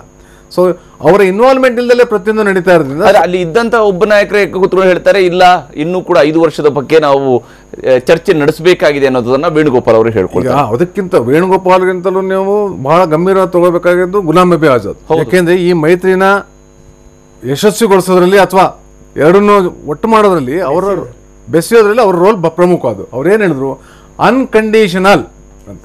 ಆಮೇಲೆ ಇನ್ನೊಂದು ಪ್ರಮುಖವಾಗಿ ನೀವು AICCನಲ್ಲಿ ಏನು ಅಂತ ಹೇಳಿದ್ರೆ, ಈ ಮೈತ್ರಿ ಅಥವಾ ಯಾರ ಜೊತೆ ಮಾಡ್ಕೋಬೇಕು ಇದೆಲ್ಲ ತೀರ್ಮಾನ ಮಾಡ್ತಕ್ಕಂಥದ್ದು ರಾಜ್ಯ ಮಟ್ಟದಲ್ಲ. AICCನಲ್ಲಿ ಅದಕ್ಕೆ ಯಾವುದೋ ಒಂದು ಕಮಿಟಿ ಇದೆ, ಅದಕ್ಕೆ ಆಂಟೋನಿ ಅವ್ರ ಕಮಿಟಿ ಕೋಆರ್ಡಿನೇಷನ್ ಕಮಿಟಿ ಇದೆ, ಅವ್ರು ತೀರ್ಮಾನ ಮಾಡ್ತಾರೆ. ಇವತ್ತು ಇಲ್ಲಿ ನಾವು ಹೋಟ್ಲಲ್ಲಿ ಯಾರೋ ಕೂತ್ಕೊಂಡು ಇದು ಮಾಡೋದಲ್ಲ. ಎರಡನೇದಾಗಿ ಎಲ್ಲರಿಗೂ ಆಂಗ್ಸೈಟಿ ಎಲ್ಲಿದೆ ಅಂತ ಹೇಳಿದ್ರೆ, ಯಾಕೆ ಇಷ್ಟೆಲ್ಲ ಆಂಗ್ಸೈಟಿ ಅಂತ ಹೇಳಿದ್ರೆ, ಮುಖ್ಯಮಂತ್ರಿ ಯಾರೋ ಒಬ್ರು ಆಗ್ತಾರೆ ಅದ್ರ ಬಗ್ಗೆ ಅಲ್ಲ. ಈಗ ಕ್ಯಾಬಿನೆಟ್ ಫಾರ್ಮ್ ಆಗ್ತದೆ, ಎಷ್ಟು ಜನ ಆಗ್ತಾರೆ, ಯಾರ್ಯಾರಿಗೆ ಏನೇನು ಸಿಗ್ತದೆ, ಯಾಕೆ ಅಂತ ಹೇಳಿದ್ರೆ ನಮಗೂ ನಿಮಗೂ ಚೆನ್ನಾಗಿ ಗೊತ್ತು. ಈಗ ನಾಳೆ ನಡೀತಕ್ಕಂಥದ್ದು ಪೂರ್ಣ ಪ್ರಮಾಣದ ಸಂಪುಟ ವಿಸ್ತರಣೆ ಅಲ್ಲ. ಬಹುಶಃ ಅಲ್ಲಿಂದ ಒಂದು 5-6 ಜನ, ಈ ಕಡೆ ಮ್ಯಾಕ್ಸಿಮಮ್ ಅಂದರೆ 10ರೊಳಗೆ ಮುಗಿದೋಗ್ತದೆ. ಎಲ್ಲರಿಗೂ ಆತಂಕ ಇರ್ತಕ್ಕಂಥದ್ದು ಅಲ್ಲಿ. ಎಲ್ರಿಗೆ 2004 ನೆನಪಿದೆ. 2004 ಇದೇ ಕಾಂಗ್ರೆಸ್ ಜೊತೆ ಸೇರಿ JDS ಸರ್ಕಾರ ರಚನೆ ಮಾಡಿದಾಗ ಆ ಕಡೆಯಿಂದ 6 ಈ ಕಡೆಯಿಂದ 6 ತಿಂಗಳು ಏನೂ ಆಗಲಿಲ್ಲ. ಆಮೇಲೆ ಎಕ್ಸ್ಪ್ಯಾನ್ಷನ್ ಇಲ್ಲ, 12 ಜನನೇ ಸರ್ಕಾರ ನಡೆಸಿದ್ರು. ಅಂಥ ಸಿಚುವೇಶನ್ ಈಗೇನಾದ್ರು ಬಂದರೆ ಇವರೆಲ್ಲ ಸ್ವರ್ಗೋಗ್ಬಿಡ್ತಾರೆ. ಹಾಗಾಗಿ ಅವಕಾಶ ಸಿಕ್ಕಿದ್ರೆ ನಾಳೆನೇ ಸೇರ್ಕೋಬೇಕು ಅನ್ನೋ ದುಗುಡ ಈ ಒತ್ತಡಕ್ಕೆ ಕೇಳಿಸ್ತಾ ಇದೆ. ಖಂಡಿತ ನಾಗರಾಜ್ ಅವರು ಮಾತಾಡ್ತೀನಿ. ಯಾಕೆ ಮುಂಚಿತವಾಗಿ ಮರಳಿಗೌಡ್ರೆ, ಏನಿದು 5 ವರ್ಷ ಅಂತೇಳಿ ನಿಮಗೆ ಪ್ರಾಮಿಸ್ ಮಾಡಿದ್ರು ಅಂತೇಳಿ ನಾವೆಲ್ಲ ಅಂದ್ಕೊಂಡಿದ್ವಿ. ಆದರೆ ಕಾಂಗ್ರೆಸ್ನ ನಾಯಕರೇ ಈಗ ಹೇಳ್ತಾ ಇದ್ದಾರೆ ಇಲ್ಲ, ಅದ್ರ ಬಗ್ಗೆ ಚರ್ಚೆ ಮಾಡಬೇಕಾಗಿದೆ ಅಂತ ಹೇಳ್ತಾ ಇದ್ದಾರೆ. ನೀವು ಯಾವ ರೀತಿಯಾಗಿ ಅಂದ್ಕೊಂಡಿದ್ದೀರಿ ಇವರ ಸಪೋರ್ಟ್ ಅನ್ನ? ಇಲ್ಲ ಆ ಥರ ಅಂತ ಏನಿಲ್ಲ, ಬೇಷರದ ಬೆಂಬಲ ಕೊಟ್ಟಿದ್ದಾರೆ, 5 ವರ್ಷ ನಮ್ಮದೇ ಅಂತ ಹೇಳಿದ್ದಾರೆ. ಅವರಲ್ಲಿ ಏನೋ ಸ್ವಲ್ಪ ಗೊಂದಲ ಇರತಕ್ಕಂಥದ್ದು DCMಗಳು ಯಾರಾಗಬೇಕು ಅಂತ ಕಾಂಗ್ರೆಸ್ನಲ್ಲಿ. ನಮ್ಮಲ್ಲಿ ಯಾರು DCM ಕೇಳ್ತಾನೂ ಇಲ್ಲ, ಅಥವಾ ನಮ್ಗೆ ಅದು ಪ್ರಾಬ್ಲಮ್ ಇಲ್ಲ. ಸ್ಪೀಕರ್ ಹುದ್ದೆ ಬಹುತೇಕ ನನಗೆ ತಿಳಿದಂಗೆ ಅವತ್ತಿಗೆ CMದಾಗಿತ್ತೆ ಹೊರತು ಸ್ಪೀಕರ್ ಹುದ್ದೆ ಏನಾಗಿರಲಿಲ್ಲ. ಅದೇನು ಈಗ ನೋಡಿ ಸರ್, ಸಣ್ಣ ಪಣ್ಣ ಇರುತ್ತೆ. ಈಗ ಫಾರ್ ಎಕ್ಸಾಂಪಲ್ ನಿಮ್ಗೆ ಹೇಳ್ತೀನಿ, ಈಗ CM ಕೊಟ್ಟಿದ್ದೀವಿ, ನಮಗೆ 2 ಸ್ಥಾನ ಹೆಚ್ಚಿಗೆ ಕೊಡಿ ಅನ್ಬೋದು, ಅಥವಾ ಇದು ಬೇಡ ರೀ ಖಾತೆ ನಿಮ್ಗೆ ಇದು ಕೊಡಿ ಅನ್ಬೋದು. ಇದನ್ನೆಲ್ಲ ನಾವು ದೊಡ್ಡದು ಮಾಡ್ತಾ ಚರ್ಚೆ ಮಾಡ್ತಾ ಅದನ್ನ ಎಳಿತಾ 3 ದಿನ 4 ದಿನ 8 ದಿನ ಇದಿಲ್ಲ ಸರ್. ಈಗ ಎರಡೂ ಪಾರ್ಟಿ ಇಲ್ಲ ಸರ್, ಎರಡೂ ಪಾರ್ಟಿಯವರು ನಾವು ನೋಡಿ ಸರ್ ಹಿಂಗೆ ತಪ್ಪಿಗೋತೀವಿ ನಿಮ್ಮ ಇದರಲ್ಲಿ ಬೇಕಾ ತೋರಿಸಿ ಅವ್ರಿಗೆ. ನಾವಿಬ್ರು ತಪ್ಕೊಂಡಿದ್ದೀವಿ, ಆದ್ರಿಂದ ಆ ಥರ ತಪ್ಕೊಂಡಿದ್ದೀವಿ. ಅವ್ರು ನಗ್ತಾವ್ರೆ, ಮುರಳಿಗೌಡ್ರು ಯಾಕೆ ನಗ್ತಾ ಇಲ್ಲ, ಏನೋ ಒಳಗಡೆ ಇಟ್ಕೊಂಡವ್ರೆ, ಹಿಂಗೆ ಆಗೋಗ್ಬಿಟ್ಟಿದೆ ಚಾನಲ್ಗಳದು. ಸರ್ 1 ನಿಮಿಷ ಹೇಳ್ತೀನಿ ಸರ್, ಆಗಿದೆ 5 ವರ್ಷ ನಮಗೆ ಅಂತಲೇ ಆಗಿದೆ. ಅದರದ್ದು ಸ್ಪೀಕರ್ದು ಚರ್ಚೆ ನಡೀತಾ ಇರ್ಬೋದೇನೋ ಗೊತ್ತಿಲ್ಲ ನನಗೆ. ಅದೇನು ಅಂತ ದೊಡ್ಡ ವಿಷಯ ಏನು ಆಗಲಾರ್ದು. ಆಮೇಲೆ DCM ಬಗ್ಗೆ ಏನಾಗಿದೆ ಅಂದರೆ, ನಮ್ಮಲ್ಲಿ ನೀವೇನಾದ್ರೂ ನೋಡಿದ್ರ JDSನಲ್ಲಿ ನಾವು ಕೇಳ್ಬೋದು, ಯಾರನ್ನ ಕೇಳ್ತೀವಿ ನಾವು, ದೊಡ್ಡ ಗೌಡ್ರನ್ನೋ ಅಥವಾ ಕುಮಾರಸ್ವಾಮಿ ಅವ್ರನ್ನ ಕೇಳ್ಬೋದು. ನಮ್ಮಲ್ಲಿ ಏನಾದರೂ DCM ಮಾಡೋಕ್ಕಾಗುತ್ತಾ ಅನ್ಬೋದೇ ಹೊರತು ಅವರೇನೇನಾಗಿದೆ, ನಾರ್ತ್ನಲ್ಲಿ ನಾವು ಭಾಳ ಇದನ್ನು ಕೊಟ್ಟಿದ್ವಿ ವೀರಶೈವ ಇದರಲ್ಲಿ, ಆದ್ದರಿಂದ ದಯವಿಟ್ಟು ನಮಗೊಂದು ಇದು ಕೊಡಿ, ಯಾಕೆಂದರೆ ಅಲ್ಲಿ ಲಿಂಗಾಯತರು ವೀರಶೈವರು ಏನೋ ಆಗಿತ್ತು, ಆದ್ದರಿಂದ ದಯವಿಟ್ಟು ನೀವು ಕೊಟ್ಟರೆ ನಮ್ಮ ಪಕ್ಷಕ್ಕೆ ಬಲ ಬರುತ್ತೆ, ಒಬ್ಬ ವೀರಶೈವರನ್ನು ನೀವು ಡೆಪ್ಟಿ CM ಮಾಡಿ ಅನ್ನೋದು ಒಂದು. ಆದರೆ ಈ ಅವರ ಮೈತ್ರಿನಲ್ಲಿ ಮೊದಲ ಪರಮೇಶ್ವರ್ ಅವ್ರನ್ನ DCM ಮಾಡೋದು ಅಂತ ತೀರ್ಮಾನ ಆಗೋಗಿದೆ, ಒಬ್ಬ ದಲಿತನ. ಅಲ್ಲಿಗೆ ನಾವು ಒಂದು ಹೇಳಿದ್ದು, ನಾವೇನಾದ್ರೂ ಅಧಿಕಾರಕ್ಕೆ ಬಂದ್ರೆ ಒಬ್ಬ ದಲಿತ CM ಮಾಡ್ತೀವಿ. ಅಂದ್ರೆ ನಿಮ್ಮ ಮಾತು ಉಳಿಸ್ಕೊಂಡಂತ ಆಗಿದೆ ಅಂತ ಹೇಳ್ತೀವಿ. ಇದ್ರ ಬಗ್ಗೆ ಚರ್ಚೆ ನಾವು ಮುಂದುವರಿಸೋಣ. ಪ್ರೊಫೆಸರ್ ಹರೀಶ್ ರಾಮಸ್ವಾಮಿ ಕೂಡ ಜಾಯ್ನ್ ಆಗಿದ್ದಾರೆ, ಅವ್ರ ಜೊತೆ ಕೂಡ ನಾನು ಮಾತಾಡ್ತೀನಿ ಚಿಕ್ಕ ಬ್ರೇಕ್ ನಂತರ. ಮತ್ತೊಮ್ಮೆ ಸ್ವಾಗತ. ನಾವು ಚರ್ಚೆನ ಮುಂದುವರಿಸೋಣ. ಅದಕ್ಕಿಂತ ಮುಂಚಿತವಾಗಿ ಒಂದು ಪ್ರಮುಖ ಸುದ್ದಿಯ ಕಡೆಗೆ ಗಮನ ಹರಿಸೋಣ. ಈಗಾಗಲೇ ಪರಮೇಶ್ವರ್ ಕೂಡ ನಾಳೆ ಪ್ರಮಾಣ ವಚನವನ್ನ ಸ್ವೀಕರಿಸುತ್ತಾರೆ ಅನ್ನೋದನ್ನ ಈಗ ಕುಮಾರಸ್ವಾಮಿ ಅವರು ಸ್ಪಷ್ಟಪಡಿಸಿದ್ದಾರೆ. ನಾಳೆ ನಾನು ಹಾಗೂ ಪರಮೇಶ್ವರ್ ಪದಗ್ರಹಣವನ್ನ ಮಾಡ್ಕೊಳ್ತೀವಿ ಅನ್ನೋದನ್ನ ಕುಮಾರಸ್ವಾಮಿ ಅವರು ಹೇಳಿದ್ದಾರೆ. ನಿಯೋಜಿತ ಮುಖ್ಯಮಂತ್ರಿ ಕುಮಾರಸ್ವಾಮಿ ಅವರು ಮಾತನಾಡಿದ್ದಾರೆ. DCM ಸ್ಥಾನದ ಬಗ್ಗೆ ಕಾಂಗ್ರೆಸ್ ನಾಯಕರೇ ಪ್ರತಿಕ್ರಿಯೆಯನ್ನು ನೀಡ್ತಾರೆ. DCM ಸ್ಥಾನ ಕೊಡ್ತಾರೋ ಇಲ್ವೋ ಅನ್ನೋದ್ರ ಬಗ್ಗೆ ಎಲ್ಲ ಅವರೇ ಮಾತಾಡ್ಕೊಳ್ತಾರೆ. ಆದರೆ ನಾಳೆ ನಾನು ಮತ್ತು ಪರಮೇಶ್ವರ್ ನಾವಿಬ್ರು ಪದಗ್ರಹಣವನ್ನ ಮಾಡ್ಕೊಳ್ತೀವಿ ಅನ್ನೋದನ್ನು ಕೂಡ ಹೇಳಿದ್ದಾರೆ. ಇನ್ನು ಸಭಾಪತಿ, ಸ್ಪೀಕರ್ ಹಾಗೆಯೇ ಡೆಪ್ಯೂಟಿ ಸ್ಪೀಕರ್ ಆಯ್ಕೆಯ ಬಗ್ಗೆ ಕೂಡ ನಂತರ ದಿವಸಗಳಲ್ಲಿ ಚರ್ಚೆ ಆಗುತ್ತೆ. ಸಚಿವ ಸಂಪುಟದಲ್ಲಿ ಯಾರೆಲ್ಲ ಇರಬೇಕು ಅನ್ನೋದ್ರ ಬಗ್ಗೆ ಕೂಡ ಚರ್ಚೆ ನಡೆಸ್ತೀವಿ. ಕಾಂಗ್ರೆಸ್ ನಾಯಕರು ಮತ್ತೊಂದು ಸುತ್ತಿನ ಸಭೆಯನ್ನು ಕೂಡ ನಡೆಸ್ತಾ ಇದ್ದಾರೆ. ಯಾಕೆಂದರೆ ಅವರ ನಡುವೆನೇ ಒಂದು ಸಭೆಯು ಕೂಡ ನಡೆಯಬೇಕಾಗುತ್ತೆ. ಸಂಪುಟಕ್ಕೆ ಸೇರ್ಪಡೆಯಾಗುವ JDS ಪಟ್ಟಿ ಇನ್ನೂ ಕೂಡ ಸಿದ್ಧವಾಗಿಲ್ಲ ಅನ್ನೋದನ್ನು ಕೂಡ ಈಗಾಗಲೇ ಕುಮಾರಸ್ವಾಮಿ ಅವರು ಹೇಳಿದ್ದಾರೆ. ಕುಮಾರಸ್ವಾಮಿ ಅವರು ಆಲ್ರೆಡಿ ತಮ್ಮ ಪಕ್ಷದ ವಿಚಾರವಾಗಿ ಮತ್ತು ರೈತರ ಸಾಲವನ್ನ ಮಾಡಲ್ಲ ಎಂದು ನಾನೇನು ಹೇಳಿಲ್ಲ ಅನ್ನೋ ಮಾತನ್ನು ಕೂಡ ಕುಮಾರಸ್ವಾಮಿ ಅವರು ಹೇಳ್ತಾ ಇದ್ದಾರೆ. ಸಮ್ಮಿಶ್ರ ಸರ್ಕಾರ ಇರುವ ಕಾರಣ ಚರ್ಚಿಸಿ ತೀರ್ಮಾನವನ್ನು ಕೈಗೊಳ್ತೀವಿ ಅನ್ನುವಂತಹ ಮಾತುಗಳನ್ನ ಈಗ ಕುಮಾರಸ್ವಾಮಿ ಅವರು ಹೇಳ್ತಾ ಇರೋದು. ಸಮನ್ವಯ ಸಮಿತಿ ಅತಿ ಶೀಘ್ರದಲ್ಲೇ ರಚನೆ ಮಾಡ್ಕೊಳ್ತೀವಿ, ಸೊ ದಟ್ ಎರಡೂ ಪಕ್ಷಗಳ ನಡುವೆ ಒಂದು ಸಮನ್ವಯ ಸಾಧಿಸುವಂಥದ್ದು ಮತ್ತು ಸರ್ಕಾರ ಹಾಗೂ ಪಕ್ಷಗಳ ನಡುವೆ ಸಮನ್ವಯ ಸಾಧಿಸುವಂಥ ಕೆಲಸ ನಡೆಯುತ್ತೆ ಅನ್ನೋದನ್ನು ಕೂಡ ಈಗ ಕುಮಾರಸ್ವಾಮಿ ಅವರು ಹೇಳಿದ್ದಾರೆ. ಏನೋ ನಿಯೋಜಿತ ಮುಖ್ಯಮಂತ್ರಿ ಕುಮಾರಸ್ವಾಮಿ ಅವರ ಪ್ರಕಾರ ನಾಳೆ ಕುಮಾರಸ್ವಾಮಿ ಅವರು ಮತ್ತು ಪರಮೇಶ್ವರ್ ಇವರಿಬ್ಬರು ಮಾತ್ರ ಪದಗ್ರಹಣವನ್ನು ಮಾಡ್ತಾರೆ. ಹಾಗಾಗಿ ಪರಮೇಶ್ವರ್ DCM ಹೌದೋ ಅಲ್ಲೋ ಅನ್ನೋದ್ರ ಬಗ್ಗೆ ಕಾಂಗ್ರೆಸ್ ನಿರ್ಧಾರವನ್ನ ಮಾಡಿಕೊಳ್ಳುತ್ತೆ ಅನ್ನೋಂಥದ್ದು. DCM ಆಗಿ ಅವರು ಇರ್ತಾರಾ ಇಲ್ವಾ ಅನ್ನೋದ್ರ ಬಗ್ಗೆ ಕಾಂಗ್ರೆಸ್ ನಿರ್ಧಾರವನ್ನ ಕೈಗೊಳ್ಳುತ್ತೆ ಅನ್ನೋದು. ಇನ್ನು ಸ್ಪೀಕರ್ ಹಾಗೂ ಡೆಪ್ಯೂಟಿ ಸ್ಪೀಕರ್ ಆಯ್ಕೆ ಬಳಿಕ ಉಳಿದ ಬಗ್ಗೆ ಕೂಡ ಬಳಿಕ ಚರ್ಚೆ ಆಗುತ್ತೆ, ಉಳಿದ ವಿಚಾರಗಳ ಬಗ್ಗೆ ಚರ್ಚೆ ಆಗುತ್ತೆ ಅನ್ನುವಂತಹ ಮಾತನ್ನು ಕೂಡ ಅವರು ಹೇಳಿದ್ದಾರೆ.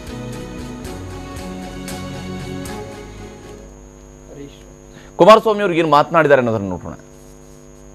Today's decision regarding cabinet expansion, we took the decision. Then deputy speaker and deputy speaker, both the election will be held on 25th. 25th it will be the date fixed. Then portfolio issues, day after tomorrow we will finalize it. Coordination committee also will going to form. How many? That all those things formalities we will give a detail later. The problem is some of the Congress leaders meeting was going on. Nothing is there. Everything is all right. Nothing to worry. So no differences. So how many people will take oath with you, sir? Tomorrow they will announce. Yes, ಇದು ಕುಮಾರಸ್ವಾಮಿ ಅವರು ಮಾತನಾಡ್ತಾ ಇರತಕ್ಕಂಥದ್ದು. ಇಲ್ಲ, ನಾವು ಸರ್ಕಾರವನ್ನ ನಾಳೆ ರಚನೆ ಆಗುತ್ತೆ, ಅದಾದ ನಂತರ ಯಾರೆಲ್ಲ ಮಂತ್ರಿಗಳಾಗಬೇಕು ಅನ್ನೋದ್ರ ಬಗ್ಗೆ ಎಲ್ಲವೂ ಕೂಡ ತೀರ್ಮಾನವನ್ನು ಕೈಗೊಳ್ತೀವಿ ಅನ್ನುವಂಥದ್ದನ್ನು ಕೂಡ ಹೇಳ್ತಾ ಇದ್ದಾರೆ. ಎಸ್ ತೇಜಸ್ವಿನಿ ಅವರೇ, ಇಲ್ಲಿ ಈಗ ನಡೀತಾ ಇರುವಂಥದ್ದು ಇಲ್ಲ, ಆ ರೀತಿಯಾಗಿ ಏನಿಲ್ಲ, ಎಲ್ಲ ಆಲ್ ಇಸ್ ವೆಲ್ ಅನ್ನುವಂಥದ್ದನ್ನ ಈಗಲೂ ಕೂಡ ಹೇಳ್ತಾ ಇದ್ದಾರೆ. ಹರಿ, ವಿಷಯ ಇಷ್ಟೇ, ಈಗ ದೇಶದಾದ್ಯಂತ ಪ್ರಾದೇಶಿಕ ಪಕ್ಷಗಳು ಬಸವಳಿದೋಗಿದೆ. 2 ರಾಷ್ಟ್ರೀಯ ಪಕ್ಷಗಳ, ಒಂದು ರಾಷ್ಟ್ರೀಯ ಪಕ್ಷ ಅವನತಿ ಕಂಡದ್ದು, ಮತ್ತೊಂದು ರಾಷ್ಟ್ರೀಯ ಪಕ್ಷ ಸದೃಢವಾಗಿದ್ದು BJP. ಸೊ ಈಗ ರಾಜ್ಯ ಅವರ ಆದ್ಯತೆಯ ಪಟ್ಟಿಯಲ್ಲಿ ಇಲ್ಲವೇ ಇಲ್ಲ. ಕರ್ನಾಟಕ ರಾಜ್ಯ ಗೌಣ, ಅದು ಒಂದು ಅಧಿಕಾರ ಮಾಡಬೇಕು. ಕಾರಣ ಏನು ಅಂದರೆ ಮೋದಿಯ ವಿರುದ್ಧ ಇದು ಒಂದು ವೇದಿಕೆ ನಿರ್ಮಾಣ ಮಾಡೋದಕ್ಕೆ ಈ ಒಂದು ಅಕೇಶನ್ನು ಸಾಕ್ಷಿ ಆಗ್ತಾ ಇದೆ ಅಷ್ಟೇ. ಸೊ ಐ ಥಿಂಕ್ ಕರ್ನಾಟಕದ ಜನ ಕಾಂಗ್ರೆಸ್ ಸರ್ಕಾರ UPA ಕೇಂದ್ರದಲ್ಲಿ ಅಧಿಕಾರ ಬಂದ ಸಂದರ್ಭದಲ್ಲೂ ಕರ್ನಾಟಕ ರಾಜ್ಯದಲ್ಲಿ BJPಗೆ ಹೆಚ್ಚು ಸಂಸದ ಸ್ಥಾನಗಳನ್ನು ಕೊಟ್ಟಿದ್ದಾರೆ. ಮೋದಿ ವರ್ಸಸ್ ಕಾಂಗ್ರೆಸ್ ಅಂತ ಬಂದಾಗ, ಮೋದಿ ವರ್ಸಸ್ ಆಲ್ ಅದರ್ಸ್ ಅಂತ ಬಂದಾಗ ಕರ್ನಾಟಕ ರಾಜ್ಯದ ಜನ. ಬೇಗಂತರ ಮತ್ತೊಮ್ಮೆ ಸ್ವಾಗತ. ನಾವು ಚರ್ಚೆನ ಮುಂದುವರಿಸೋಣ. ಪ್ರೊಫೆಸರ್ ಹರೀಶ್ ರಾಮಸ್ವಾಮಿ ಅವರ ಮತ್ತಿಗೆ ಹುಬ್ಬಳ್ಳಿಯಿಂದ ಜಾಯ್ನ್ ಆಗಿದ್ದಾರೆ. ಹರೀಶ್ ರಾಮಸ್ವಾಮಿ ಅವರೇ, ತಾವು ಯಾವ ರೀತಿಯಾಗಿ ನೋಡ್ತೀರಿ? ಇಲ್ಲಿ 5 ವರ್ಷದ ಸರ್ಕಾರ ಅನ್ನುವಂಥದ್ದಕ್ಕೆ ಸಂಬಂಧಪಟ್ಟಂತೆ 5 ವರ್ಷ ಮುಖ್ಯಮಂತ್ರಿ ಅವರೇ ಆಗಿರ್ತಾರೆ ಅನ್ನುವಂಥದ್ದನ್ನ ಮೊದಲ ಹಂತದಲ್ಲಿ ಹೇಳ್ತಾ ಇದ್ರು. ಈಗ ಇಲ್ಲ, ಅದ್ರ ಬಗ್ಗೆ ನಾವು ಚರ್ಚೆ ಮಾಡ್ತೀವಿ ಅನ್ನುವಂಥ ಒಂದು ಆಪ್ಷನ್ ಅನ್ನ ಕಾಂಗ್ರೆಸ್ ನಾಯಕರು ಕ್ರಿಯೇಟ್ ಮಾಡ್ತಾ ಇದ್ದಾರೆ.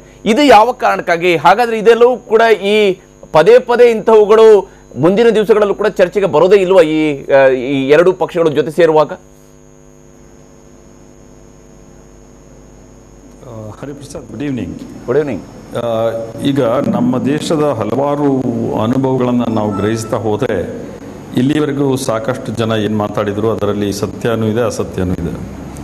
ಆದರೆ ಕರ್ನಾಟಕದಲ್ಲಿ ಈ ಸಂದರ್ಭದಲ್ಲಿ ಆಗಿರ್ತಕ್ಕಂಥ ಒಂದು ಪ್ರಯತ್ನ ಏನಿದೆ, ಇದರಲ್ಲಿ ಒಂದು ಲಾಂಗ್ ಟರ್ಮ್ ಮತ್ತು ಶಾರ್ಟ್ ಟರ್ಮ್ ಪರ್ಸ್ಪೆಕ್ಟಿವ್ನ ನಾನು ನೋಡ್ತೀನಿ. ಯಾಕೆ ಅಂದರೆ ಇಲ್ಲಿ ಒಂದು ಕಾಮನ್ ಕಾಸ್ ಇದೆ ಇವರಿಗೆ. ಆ ಕಾಮನ್ ಕಾಸ್ ಏನಂತ ಹೇಳಿದ್ರೆ, ಈಗ ಈ ಮೇಡಮ್ ಅವ್ರು ಹೇಳಿದಾಗೆ BJPನ ಹೇಗೆ ಹೊರಗಿಡಬೇಕು ಅನ್ನುವಂತಕ್ಕಂಥದ್ದು. ಸೊ ಇಂಥ ಒಂದು ಕಾಮನ್ ಕಾಸ್ನ ಇವರು ಸಾಧಿಸಬೇಕಾದ್ರೆ ಯಾವಾಗಲೂ ಬಿಗಿನಿಂಗ್ ಭಾಳ ಚೆನ್ನಾಗಿದೆ ನಮ್ಮಲ್ಲಿ ಕೊಯಿಲೇಷನ್ಸ್. ಬಟ್ ಕೊಯಿಲೇಷನ್ನ ನಿಟಿಗ್ರಿಟಿಗಳನ್ನು ಚರ್ಚೆ ಮಾಡುವಾಗ, ನುವಾನ್ಸಸ್ಸನ್ನು ಚರ್ಚೆ ಮಾಡುವಾಗ ಅವರಿಗೆ ಸಮಸ್ಯೆಗಳು ಬಂದ್ಬಿಡುತ್ತೆ. ಅದಕ್ಕೆ ಹಲವಾರು ಕಾರಣಗಳಿದೆ. ಅದು ಬಹುಶಃ ಭಾರತ ದೇಶದ ಸ್ಟ್ರಕ್ಚರೇ ಆ ಥರ ಇದೆ ಮತ್ತು ಅದರ ಸೋಷಿಯಲ್ ಕೊಹೇಷನ್ಗಳ ಪ್ರಾಬ್ಲಮ್ಗಳು ನಮಗೆ ಭಾಳಷ್ಟಿದೆ, ಅದರಿಂದ ಇರಬಹುದು. ಆದರೆ ಆ ಲಾಂಗ್ ಟರ್ಮು ಮತ್ತು ಶಾರ್ಟ್ ಟರ್ಮಿನ ವಿಚಾರಗಳೇನು ಅಂತ ನಾವು ಕ್ವಿಕ್ಕಾಗಿ ನೋಡೋದಾದರೆ, ಶಾರ್ಟ್ ಟರ್ಮಲ್ಲಿ ಅವರಿಗೆ ಕರ್ನಾಟಕದಲ್ಲಿ ಒಂದು ಮಾಡೆಲ್ಲು ಅಥವಾ ಒಂದು ಎಕ್ಸ್ಪೆರಿಮೆಂಟನ್ನು ನಾವು ಕಂಡಕ್ಟ್ ಮಾಡಲಿಕ್ಕೆ ಒಳ್ಳೆ ಆಪರ್ಚುನಿಟಿ ಸಿಕ್ಕಿದೆ. ಅದನ್ನು ಬಳಸ್ಕೊಳ್ಳಬೇಕು ಅಂತಕ್ಕಂಥ ಒಂದು ಪ್ರಯತ್ನವನ್ನು ಅವ್ರು ಮಾಡಲಿಕ್ಕೆ ಹೊರಟಿದ್ದಾರೆ. ಇದರಲ್ಲಿ ನನಗೆ ಭಾಳ ಮುಖ್ಯವಾಗಿ ಕಂಡು ಬಂದದ್ದು ಏನಂದರೆ, Congress has taken the lead. Congress ಯಾಕೆ ಲೀಡನ್ನು ತೆಗೆದುಕೊಳ್ತು? ಇಲ್ಲಿ question for Congress is also a survival question and then ಇದು JDSಗೂ ಕೂಡ it was a survival question. So both of them had to decide on something. ಅದನ್ನು ಅವರು ಅಲ್ಲಿ ಕ್ಲಿಯರ್ ಮಾಡಿಕೊಳ್ಳಿಕ್ಕೆ ಪ್ರಯತ್ನವನ್ನು ಮಾಡಿದರು. ಎರಡನೇದು, they wanted to keep Yediyurappa away, which means BJPನ ಹೊರಗಡೆ ಇಟ್ಟು they wanted to create an alternative. But ಆ ಕ್ರಿಯೇಟ್ ಮಾಡಬೇಕಾದ್ರೆ ಆಲ್ಟರ್ನೇಟಿವ್ ಏನಾಯಿತು? ಈ ಇಮಿಡಿಯೇಟ್ ರಿಯಾಕ್ಷನ್ ಏನಿತ್ತು, ನಾವು ಎಲ್ಲವನ್ನ ಸ್ಯಾಕ್ರಿಫೈಸ್ ಮಾಡಿ ಹೋಗ್ತೀವಿ ಅನ್ನುವಂಥದ್ದು. ಯಾಕೆಂದರೆ ಕೊಯಿಲೇಷನ್ಲಿ sacrifice is a very important word. But ಅದು ಮುಂದಕ್ಕೆ ಆ ನಿಟಿಗ್ರಿಟಿ ಕ್ರಿಯೇಟ್ ಮಾಡುವಾಗ ಪ್ರಾಬ್ಲಮ್ ಆಗ್ತಾ ಇದೆ. ಇನ್ನು ಲಾಂಗ್ ಟರ್ಮಲ್ಲಿ ನೋಡಿದಾಗ ನನಗನ್ಸೋದು ಏನಂತ ಹೇಳಿದ್ರೆ, they are trying to fight the 2019 election. Anyway BJP ಮತ್ತು ಮೋದಿಯನ್ನು ನಾವು ಹೇಗೆ ಆಂಟಗನೈಸ್ ಮಾಡಿ ಅವರನ್ನು ಸಪ್ರೇಟ್ ಮಾಡಬೇಕು, ಹೇಗೆ ದೂರ ಇಡಬೇಕು ಅಂತಕ್ಕಂಥದ್ದು. ಅಲ್ಲಿ ಬೇಕಾಗಿರತಕ್ಕಂಥದ್ದು ಒಂದು ಸಸ್ಟೈನಬಲ್ ಮತ್ತು ಕ್ರೆಡಿಬಲ್ ಅಪೋಸಿಷನ್ನ ಬಿಲ್ಡ್ ಮಾಡಲಿಕ್ಕೆ ಸಾಧ್ಯನಾ ಅಂತ. ಈ ಪ್ರಶ್ನೆಗಾಗಿ ಅವರು ಭಾಳ ಪ್ರಯತ್ನಗಳನ್ನು ಮಾಡ್ತಾ ಇದ್ದಾರೆ. ಆದರೆ ಅಲ್ಲಿ ಮೂಲಭೂತ ಪ್ರಶ್ನೆ ಇರತಕ್ಕಂಥದ್ದು, should it be with Congress or without Congress ಅನ್ನುವಂಥದ್ದು. ಯಾಕೆಂದರೆ ಕಾಂಗ್ರೆಸ್ಸಿನ ಫೇಲ್ಯೂರ್ಸ್ನ ಕನ್ಸಿಡರ್ ಮಾಡ್ತಾ ಬಂದಾಗ, if they consider Congress as a leader, then there is a problem. And ಅಲ್ಲಿ ಒಂದು ಕ್ರೆಡಿಬಲ್ ಲೀಡರ್ಶಿಪ್ಪು ಸಿಗ್ತಾ ಇಲ್ಲ ಅವ್ರಿಗೆ. ಅದನ್ನು ಅವರು ದೃಷ್ಟಿಯಲ್ಲಿ ಇಟ್ಕೊಂಡು ನೋಡ್ತಾ ಇದ್ದಾರೆ.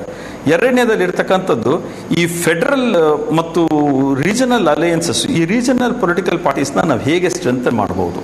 ಯಾಕಂದರೆ India is not A union ಅಂತ ಕರೆದರೂ ಕೂಡ ಆ ಫೆಡರಲಿಸಮ್ ಅಲ್ಲಿ ಇರ್ತಕ್ಕಂಥ ಡೈವರ್ಸಿಟಿಗಳನ್ನು ಮೇಂಟೈನ್ ಮಾಡಬೇಕಾದ್ರೆ ಅದಕ್ಕೆ ರೀಜನಲ್ ಪೊಲಿಟಿಕಲ್ ಪಾರ್ಟೀಸ್ ಭಾಳ ಇಂಪಾರ್ಟೆಂಟ್. ಕರ್ನಾಟಕದಲ್ಲಿ ಇಲ್ಲಿವರೆಗೆ ರೀಜನಲ್ ಪೊಲಿಟಿಕಲ್ ಪಾರ್ಟೀಸ್ ಸಕ್ಸಸ್ಸನ್ನು ನಾವು ಭಾಳ ನೋಡಲ್ಲ. ಹಾಗಾಗಿ JDS ನ್ಯಾಷನಲ್ ಕ್ಯಾರೆಕ್ಟರ್ ಇದ್ದರೂ ಒಂದು ರೀಜನಲ್ ಪೊಲಿಟಿಕಲ್ ಪಾರ್ಟಿ ಆಗಿ ಅದು ಸಸ್ಟೈನ್ ಆಗಿರ್ತಕ್ಕಂಥದ್ದು ನಾವು ನೋಡಬೇಕಾಗುತ್ತೆ. ಹೀಗಾಗಿ ನನಗೆ they are trying to symbolise a critical political junction ಅದನ್ನ ತಗೊಂಡು ಅಲ್ಲಿಂದ ಮುಂದಕ್ಕೆ ಹೇಗೆ ಹೋಗೋದು ಅನ್ನೋದನ್ನ ಅವ್ರು ನೋಡ್ತಾ ಇದ್ದಾರೆ. ಪ್ರೊಫೆಸರ್ ಹರೀಶ್ ರಾಮಸ್ವಾಮಿ ಮಾತಾಡ್ತೀನಿ ನಾನು ನಿಮಗೆ. ಹರೀಶ್ ರಾಮಸ್ವಾಮಿ ಮಾತಾಡ್ತೀನಿ ನಾನು ನಿಮ್ಮ ಜೊತೆಗೆ. ಇಲ್ಲಿ ನಾಗರಾಜ್ ಯಾದವ್ ಅವರೇ, ಹೇಗೆ ಇದನ್ನ ಮುಂದುವರಿಸಿಕೊಂಡು ಹೋಗೋದಕ್ಕಾಗುತ್ತೆ? ಯಾಕಂದ್ರೆ ಆರಂಭದಲ್ಲೇ ಈ ವಿಚಾರಗಳ ಬಗ್ಗೆ ನಮ್ಮಲ್ಲಿ ಅಪಸ್ವರಗಳು ಇಲ್ಲ. ನಾವು ಒಂದು ಮಾತ್ರ ಸ್ಪಷ್ಟವಾಗಿ ಹೇಳ್ತೀನಿ, ಹರೀಶ್ ರಾಮಸ್ವಾಮಿ ಅವರು ಪೊಲಿಟಿಕಲ್ ಅನಲಿಸ್ಟ್ ಆಗಿ ಪ್ರೊಫೆಸರ್ ಆಗಿ ಭಾಳ ವಿಚಾರಗಳನ್ನು ಇವತ್ತು ವ್ಯಾಖ್ಯಾನ ಮಾಡಿದ್ದಾರೆ. ನಾನು ಹೇಳ್ತಕ್ಕಂಥದ್ದು ಮೊದಲನೇದಾಗಿ ನಾವು ಕೌಂಟಿಂಗ್ ನಡೆಯೋ ಸಂದರ್ಭದಲ್ಲೇ ನಾವು ಗುಲಾಂ ನಬಿ ಆಜಾದ್ ಅವರ ಕಳಿಸಿ ಯಾಕೆ ನಾವು ಬೇಷರತ್ ಬೆಂಬಲನ ಕೊಟ್ಟಿವಿ ಅಂತಂದರೆ, ಅವರು ಭಾಳ ಹೇಳಿದ್ರು ದೇಶದ ಹಿತದೃಷ್ಟಿ ಇದ್ಕೊಂಡಾಗಿ ದೇಶದ BJPಯ ನಾಗಾಲೋಟಕ್ಕೆ ನಾವು ಕಡಿವಾಣ ಹಾಕಲೇಬೇಕು ಅನ್ನೋ ಕಾರಣಕ್ಕೋಸ್ಕರ ಮತ್ತು ದೇಶದಲ್ಲಿ ಆಲ್ಟರ್ನೇಟ್ ಫೋರ್ಸಸ್ ಸ್ಟ್ರೆಂತ್ ಆಗಲೇಬೇಕು ಅಂತಕ್ಕಂಥ ಫೆಡರಲ್ ಸಿಸ್ಟಮ್ನ ಸ್ಟ್ರೆಂಥನ್ ಮಾಡಬೇಕು ಅನ್ಬೇಕಾದ್ರೆ Congress is alternate national party should go with regional parties ಅಂತಕ್ಕಂಥದ್ದು ನಮಗೆ ಕೊಡ್ತಕ್ಕಂಥ ಮ್ಯಾಂಡೇಟ್ಗಳನ್ನು ತಿಳ್ಕೊಂಡು ನಾವು ಇವತ್ತಿನ ದಿವಸ ಬೇಷರತ ಬೆಂಬಲ ಕೊಟ್ವಿ. ಬೇಷರತ್ ಬೆಂಬಲ ಕೊಡುವಾಗ ನಾವು ಹೊರಗಿಂದ ಸಪೋರ್ಟ್ ಮಾಡ್ತೀವಿ ಅಂತ ಹೇಳಿಲ್ಲ, ಇಲ್ಲೇ ಇದ್ದಾರೆ JDS ಅವ್ರಿಗೆ ಬೇಕಾದ್ರೆ ಕೇಳ್ಬೋದು. ನಾವು ಬೇಷರತ್ ಬೆಂಬಲ ಕೊಟ್ಟು BJPನ ಅಧಿಕಾರದ ದೂರ ಇಡಬೇಕು ಅಂತ ಹೇಳ್ತಕ್ಕಂಥ ವಿಚಾರವನ್ನು ನಾವು ಈಗಲೂ ಹೇಳಿದ್ದೀವಿ, ಆಗಲೂ ಹೇಳಿದ್ವಿ, ಮುಂದಕ್ಕೂ ಹೇಳ್ತೀವಿ. ಅದರ ಜೊತೆಗೆ ಸಮ್ಮಿಶ್ರ ಸರ್ಕಾರ ಅಂತ ಬಂದಾಗ we are part of the government ಅಂತ ಬಂದಾಗ ಹೂ ಹ್ಯಾಸ್ ಟು ಯಾರು ಯಾವ ಜವಾಬ್ದಾರಿ ನಿಭಾಯಿಸಬೇಕು ಅಂತಕ್ಕಂಥದ್ದು ಬಹಳ ಪ್ರಮುಖವಾಗಿ ಬರ್ತಕ್ಕಂಥ ವಿಚಾರ. ಆ ಸಂದರ್ಭದಲ್ಲಿ ಚರ್ಚೆಗಳನ್ನು ಮಾಡಿದ ಸಂದರ್ಭದಲ್ಲಿ ಇಲ್ಲೆಲ್ಲೋ ಅಪಸರ್ವ ಇದೆ, ಇಲ್ಲೆಲ್ಲೋ ಎಲ್ಲ ಅಸಮಾಧಾನ ಇದೆ ಅಂತಕ್ಕಂಥ ವ್ಯಾಖ್ಯಾನಗಳು ಮಾಡ್ತಕ್ಕಂಥವ್ರಿಗೆ ಅದು ಕುತಂತ್ರದಿಂದ ಕೂಡಿದೆ ಅಂತ ಹೇಳಬೇಕಾಗ್ತದೆ.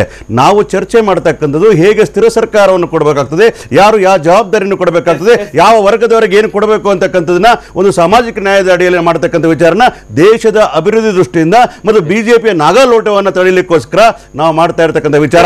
ಮತ್ತೆ ಫೆಡರಲ್ ಫ್ರಂಟ್ ಬಗ್ಗೆ ಮಾತಾಡ್ತಾ ಇದ್ದಾರೆ ಅವರು. ಫೆಡರಲ್ ಒಂದು ಸೆಂಟೆನ್ಸ್ ನಲ್ಲಿ ಕಂಪ್ಲೀಟ್ ಹರೀಶ್ ರಾಮಸ್ವಾಮಿ ಅವರಿಗೆ ಫೆಡರಲ್ ಫ್ರಂಟ್ ನ ಮಾಡಬೇಕು ಆದ್ರೆ ಮೈನಸ್ ಕಾಂಗ್ರೆಸ್ ನ ಮಾಡೋದಾದ್ರೆ ಅದು ಸ್ಟೇಬಲ್ ಆಗ್ಲಿಕ್ಕೆ ಸಾಧ್ಯ ಆಗಲ್ಲ.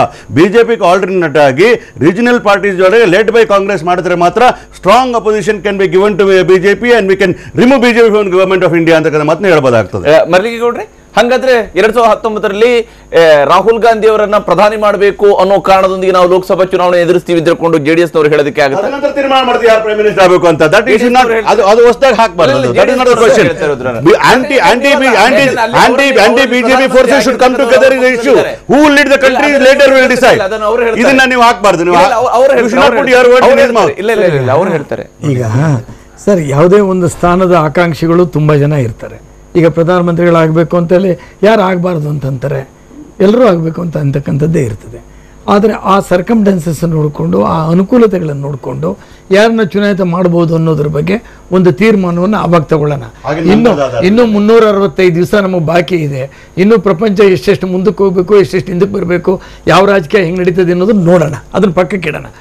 ಈಗೇನಾಗಿದೆ ಅಂದರೆ, ನಮ್ಮ ರಾಮಸ್ವಾಮಿಯವರು ಹೇಳ್ದಂಗೆ ಇವತ್ತು ಮೋದಿಯವರ ನಾಗಾಲೋಟಕ್ಕೆ ಒಂದು ಬ್ರೇಕನ್ನು ಹಾಕಬೇಕು ಅಂತಂತ ಹೇಳಿದಾಗ ನಾವು ಮೋದಿಯವರು ವರ್ಸಸ್ ನಮ್ಮ ಈ ಸ್ಥಳೀಯ ಏನು ನಮ್ಮ ಪ್ರಾದೇಶಿಕ ಪಕ್ಷಗಳಿವೆ ಅವು ನಾವು ಬಲ ಆಗಲೇಬೇಕು. ಯಾಕೆ ಅಂತ ಹೇಳಿದ್ರೆ, ನಾವು ಈ ನ್ಯಾಷನಲ್ ಪಾರ್ಟಿ ಇರ್ಬೋದು, ಆ ನ್ಯಾಷನಲ್ ಪಾರ್ಟಿ ಇರ್ಬೋದು, ಅವ್ರಿಗೆ ನಾವು ಸರಿಸಮಾನವಾಗಿ ನಾವು ಫೈಟ್ ಕೊಡ್ತೀವಿ ಅಂತಕ್ಕಂಥ ಭಾವನೆಯನ್ನು ನಮ್ಮಲ್ಲಿ ಸ್ಟ್ರೆಂಥನ್ ಆಗದಿರೇ ಬೆಳೆಸ್ಕೊಳ್ಳಿಕ್ಕೆ ಸಾಧ್ಯ ಆಗೋದಿಲ್ಲ. ನಿಮ್ಗೊಂದು ಮಾತು ಹೇಳ್ತೀನಿ, ಇವತ್ತು ಮೋದಿಯವರು ಎಷ್ಟು ಬಲವಾಗವ್ರೆ ಅಂದರೆ, ನೀವು 72ರಿಂದ 78ರವರೆಗೂ ಇಂದಿರಾ ಗಾಂಧಿಯವ್ರ ಬಗ್ಗೆ ನಡೀತಿತ್ತಲ್ಲ, ಎಲ್ಲೋದ್ರೂ ಇಂದಿರಾ ಗಾಂಧಿ ಆ ಥರ ಇದ್ದಾರೆ ಅವರು. ಅವ್ರಿಗೊಂದು ಚೆಕ್ಮೇಟ್ ಆಗಲೇಬೇಕಲ್ಲ ಸರ್. ಆಗಬೇಕಾದ್ರೆ ಪ್ರಾದೇಶಿಕ ಪಕ್ಷದವರು ಬಲವಾಗ್ದಿರೇ ನಾವು ಫೈಟ್ ಮಾಡಲಿಕ್ಕೆ ಆಗೋದೇ ಇಲ್ಲ. ಅದನ್ನು ಕರೆಕ್ಟಾಗಿ ನಮ್ಮ ರಾಮಸ್ವಾಮಿಯವರು ಅನಾಲಿಸಿಸ್ ಮಾಡಿ ಹೇಳಿದ್ರು. ಇವತ್ತು ಏನು ಬಂದಿದೆ ಎಲ್ರಿಗೂ ಅಂತಂತ ಹೇಳಿದ್ರೆ, ದೇಶ ಆಳಬೇಕು, ಇಲ್ಲಪ್ಪ ನಾವು ಪ್ರಾದೇಶಿಕ ಪಕ್ಷಗಳು ಬಲವಾಗೋಣ ಫಸ್ಟು, ಆ ಮಟ್ಟಕ್ಕೆ ಇವತ್ತು ಎಷ್ಟು ಮಾತಾಡ್ತೀನಿ ನಿಮ್ಮ ಜೊತೆಗೆ. ಕಾಂಗ್ರೆಸ್ ಪಕ್ಷಕ್ಕೆ 20, JDSಗೆ 12 ಸಚಿವ ಸ್ಥಾನ, ಇದು ಬಹುತೇಕ ಈಗ ಪಕ್ಕ ಆಗ್ತಾ ಇರೋದು. ಕಾಂಗ್ರೆಸ್ನ ರಮೇಶ್ ಕುಮಾರ್ ಅವರು ಸ್ಪೀಕರ್ ಆಗಲಿದ್ದಾರೆ ಅನ್ನುವಂತಹ ಅಂಶವನ್ನು ಕೂಡ ಈಗಾಗಲೇ ವೇಣುಗೋಪಾಲ್ ಅವರು ಹೇಳ್ತಾ ಇದ್ದಾರೆ. ರಾಜ್ಯ ಕಾಂಗ್ರೆಸ್ ಉಸ್ತುವಾರಿಯಾಗಿರುವ KC ವೇಣುಗೋಪಾಲ್ ಅವರೀಗ ಹೇಳ್ತಾ ಇರ್ತಕ್ಕಂಥದ್ದು, 20 ಜನ ಸಚಿವರುಗಳು ನಮ್ಮ ಕಡೆಯಿಂದ ಆಗ್ತಾರೆ. ಡೆಪ್ಯೂಟಿ ಸ್ಪೀಕರ್ ಸ್ಥಾನವನ್ನ JDSಗೆ ಬಿಟ್ಕೊಡ್ತೀವಿ, ಸ್ಪೀಕರ್ ನಮ್ಮ ಜೊತೆಗೆ ಇರ್ತಾರೆ. 12 ಸಚಿವ ಸ್ಥಾನ JDSಗೆ ಸಿಗುತ್ತೆ, 20 ಸಚಿವ ಸ್ಥಾನ ಕಾಂಗ್ರೆಸ್ಗೆ ಸಿಗುತ್ತೆ. ಈ ಮೂಲಕವಾಗಿ ಹಾಗೇನೆ ವಿಶ್ವಾಸಮತ ಸಾಬೀತು ಬಳಿಕವೇ ಸಮನ್ವಯ ಸಮಿತಿಯ ರಚನೆ ಆಗುತ್ತೆ. ಎರಡು ಪಕ್ಷಗಳ ನಡುವಿನ ಸಮನ್ವಯ ಸಮಿತಿಯ ರಚನೆ ಈ ಒಂದು ಬಹುಮತ ಸಾಬೀತುಪಡಿಸುವಂತಹ ಪ್ರಕ್ರಿಯೆಗಳು ಮುಗಿದ ನಂತರ ಆಗುತ್ತೆ. ಲಿಂಗಾಯತ ಶಾಸಕರಿಂದ DCM ಹುದ್ದೆಗೆ ಬೇಡಿಕೆ ಇದೆ, ಆದರೆ ಈ ಬಗ್ಗೆ ಯಾವುದೇ ಚರ್ಚೆ ನಡೆದಿಲ್ಲ ಅನ್ನುವಂತ KC ವೇಣುಗೋಪಾಲ್ ಅವರು ಹೇಳ್ತಾ ಇದ್ದಾರೆ. ಈ ಮೂಲಕವಾಗಿ ಲಿಂಗಾಯತರಿಗೊಂದು DCM ಹುದ್ದೆ ಸಿಗಬೇಕು ಅನ್ನುವಂತ ಬೇಡಿಕೆ ಏನಿತ್ತು, ಆ ಬೇಡಿಕೆಗೆ ಇನ್ನೂ ಕೂಡ ಸ್ಪಷ್ಟ ಉತ್ತರ ಸದ್ಯಕ್ಕೆ ಸಿಕ್ಕಿಲ್ಲ. ಕಾಂಗ್ರೆಸ್ನ ರಮೇಶ್ ಕುಮಾರ್ ಅವರು ಸ್ಪೀಕರ್ ಆಗಲಿದ್ದಾರೆ ಅನ್ನೋದರ ಮೂಲಕವಾಗಿ ರಮೇಶ್ ಕುಮಾರ್ ಅವರನ್ನ 1994ರಿಂದ 99 ಅವಧಿಯಲ್ಲಿ ಅವರು ಕರ್ನಾಟಕ ವಿಧಾನಸಭೆಯ ಸ್ಪೀಕರ್ ಆಗಿ ಕಾರ್ಯನಿರ್ವಹಿಸಿದ್ರು. ಈಗ ಸುಮಾರು 20 ವರ್ಷಗಳ ಬಳಿಕ ಮತ್ತೊಮ್ಮೆ ಅದೇ ಸ್ಥಾನದಲ್ಲಿ ಕೂರಿಸುವಂತಹ ಪ್ರಕ್ರಿಯೆಗೆ ಚಾಲನೆ ಸಿಗ್ತಾ ಇದೆ. ಡೆಪ್ಯೂಟಿ ಸ್ಪೀಕರ್ ಸ್ಥಾನವನ್ನ ಜೆಡಿಎಸ್ಗೆ ಬಿಟ್ಟುಕೊಡೋದಕ್ಕೆ ಕೂಡ ಈಗ ಕಾಂಗ್ರೆಸ್ ನಿರ್ಧಾರವನ್ನ ಮಾಡಿದೆ ಅನ್ನುವಂತಹ ಮಾತನ್ನ ಕೆ.ಸಿ. ವೇಣುಗೋಪಾಲ್ ಅವರು ಹೇಳಿದ್ದಾರೆ. ಹೀಗಾಗಿ ಸ್ಪೀಕರ್ ನಮಗೆ, ಡೆಪ್ಯೂಟಿ ಸ್ಪೀಕರ್ ನಿಮಗೆ, ಸಿಎಂ ನಿಮಗೆ, ಡಿಸಿಎಂ ನಮಗೆ ಅನ್ನುವ ರೀತಿಯಾದಂತಹ ಲೆಕ್ಕಾಚಾರ ಸದ್ಯಕ್ಕೆ ಸಾಗ್ತಾ ಇರುವಂತದ್ದು. ಸಮನ್ವಯ ಸಮಿತಿಗೆ ಯಾರು ಅನ್ನುವುದರ ಬಗ್ಗೆ, ಯಾರು ಇರಬೇಕು, ಇದೆಲ್ಲದರ ಬಗ್ಗೆ ನಂತರ ನಾವು ಚರ್ಚಿಸ್ತೀವಿ ಅಂತ ಹೇಳ್ತಾ ಇದ್ದಾರೆ.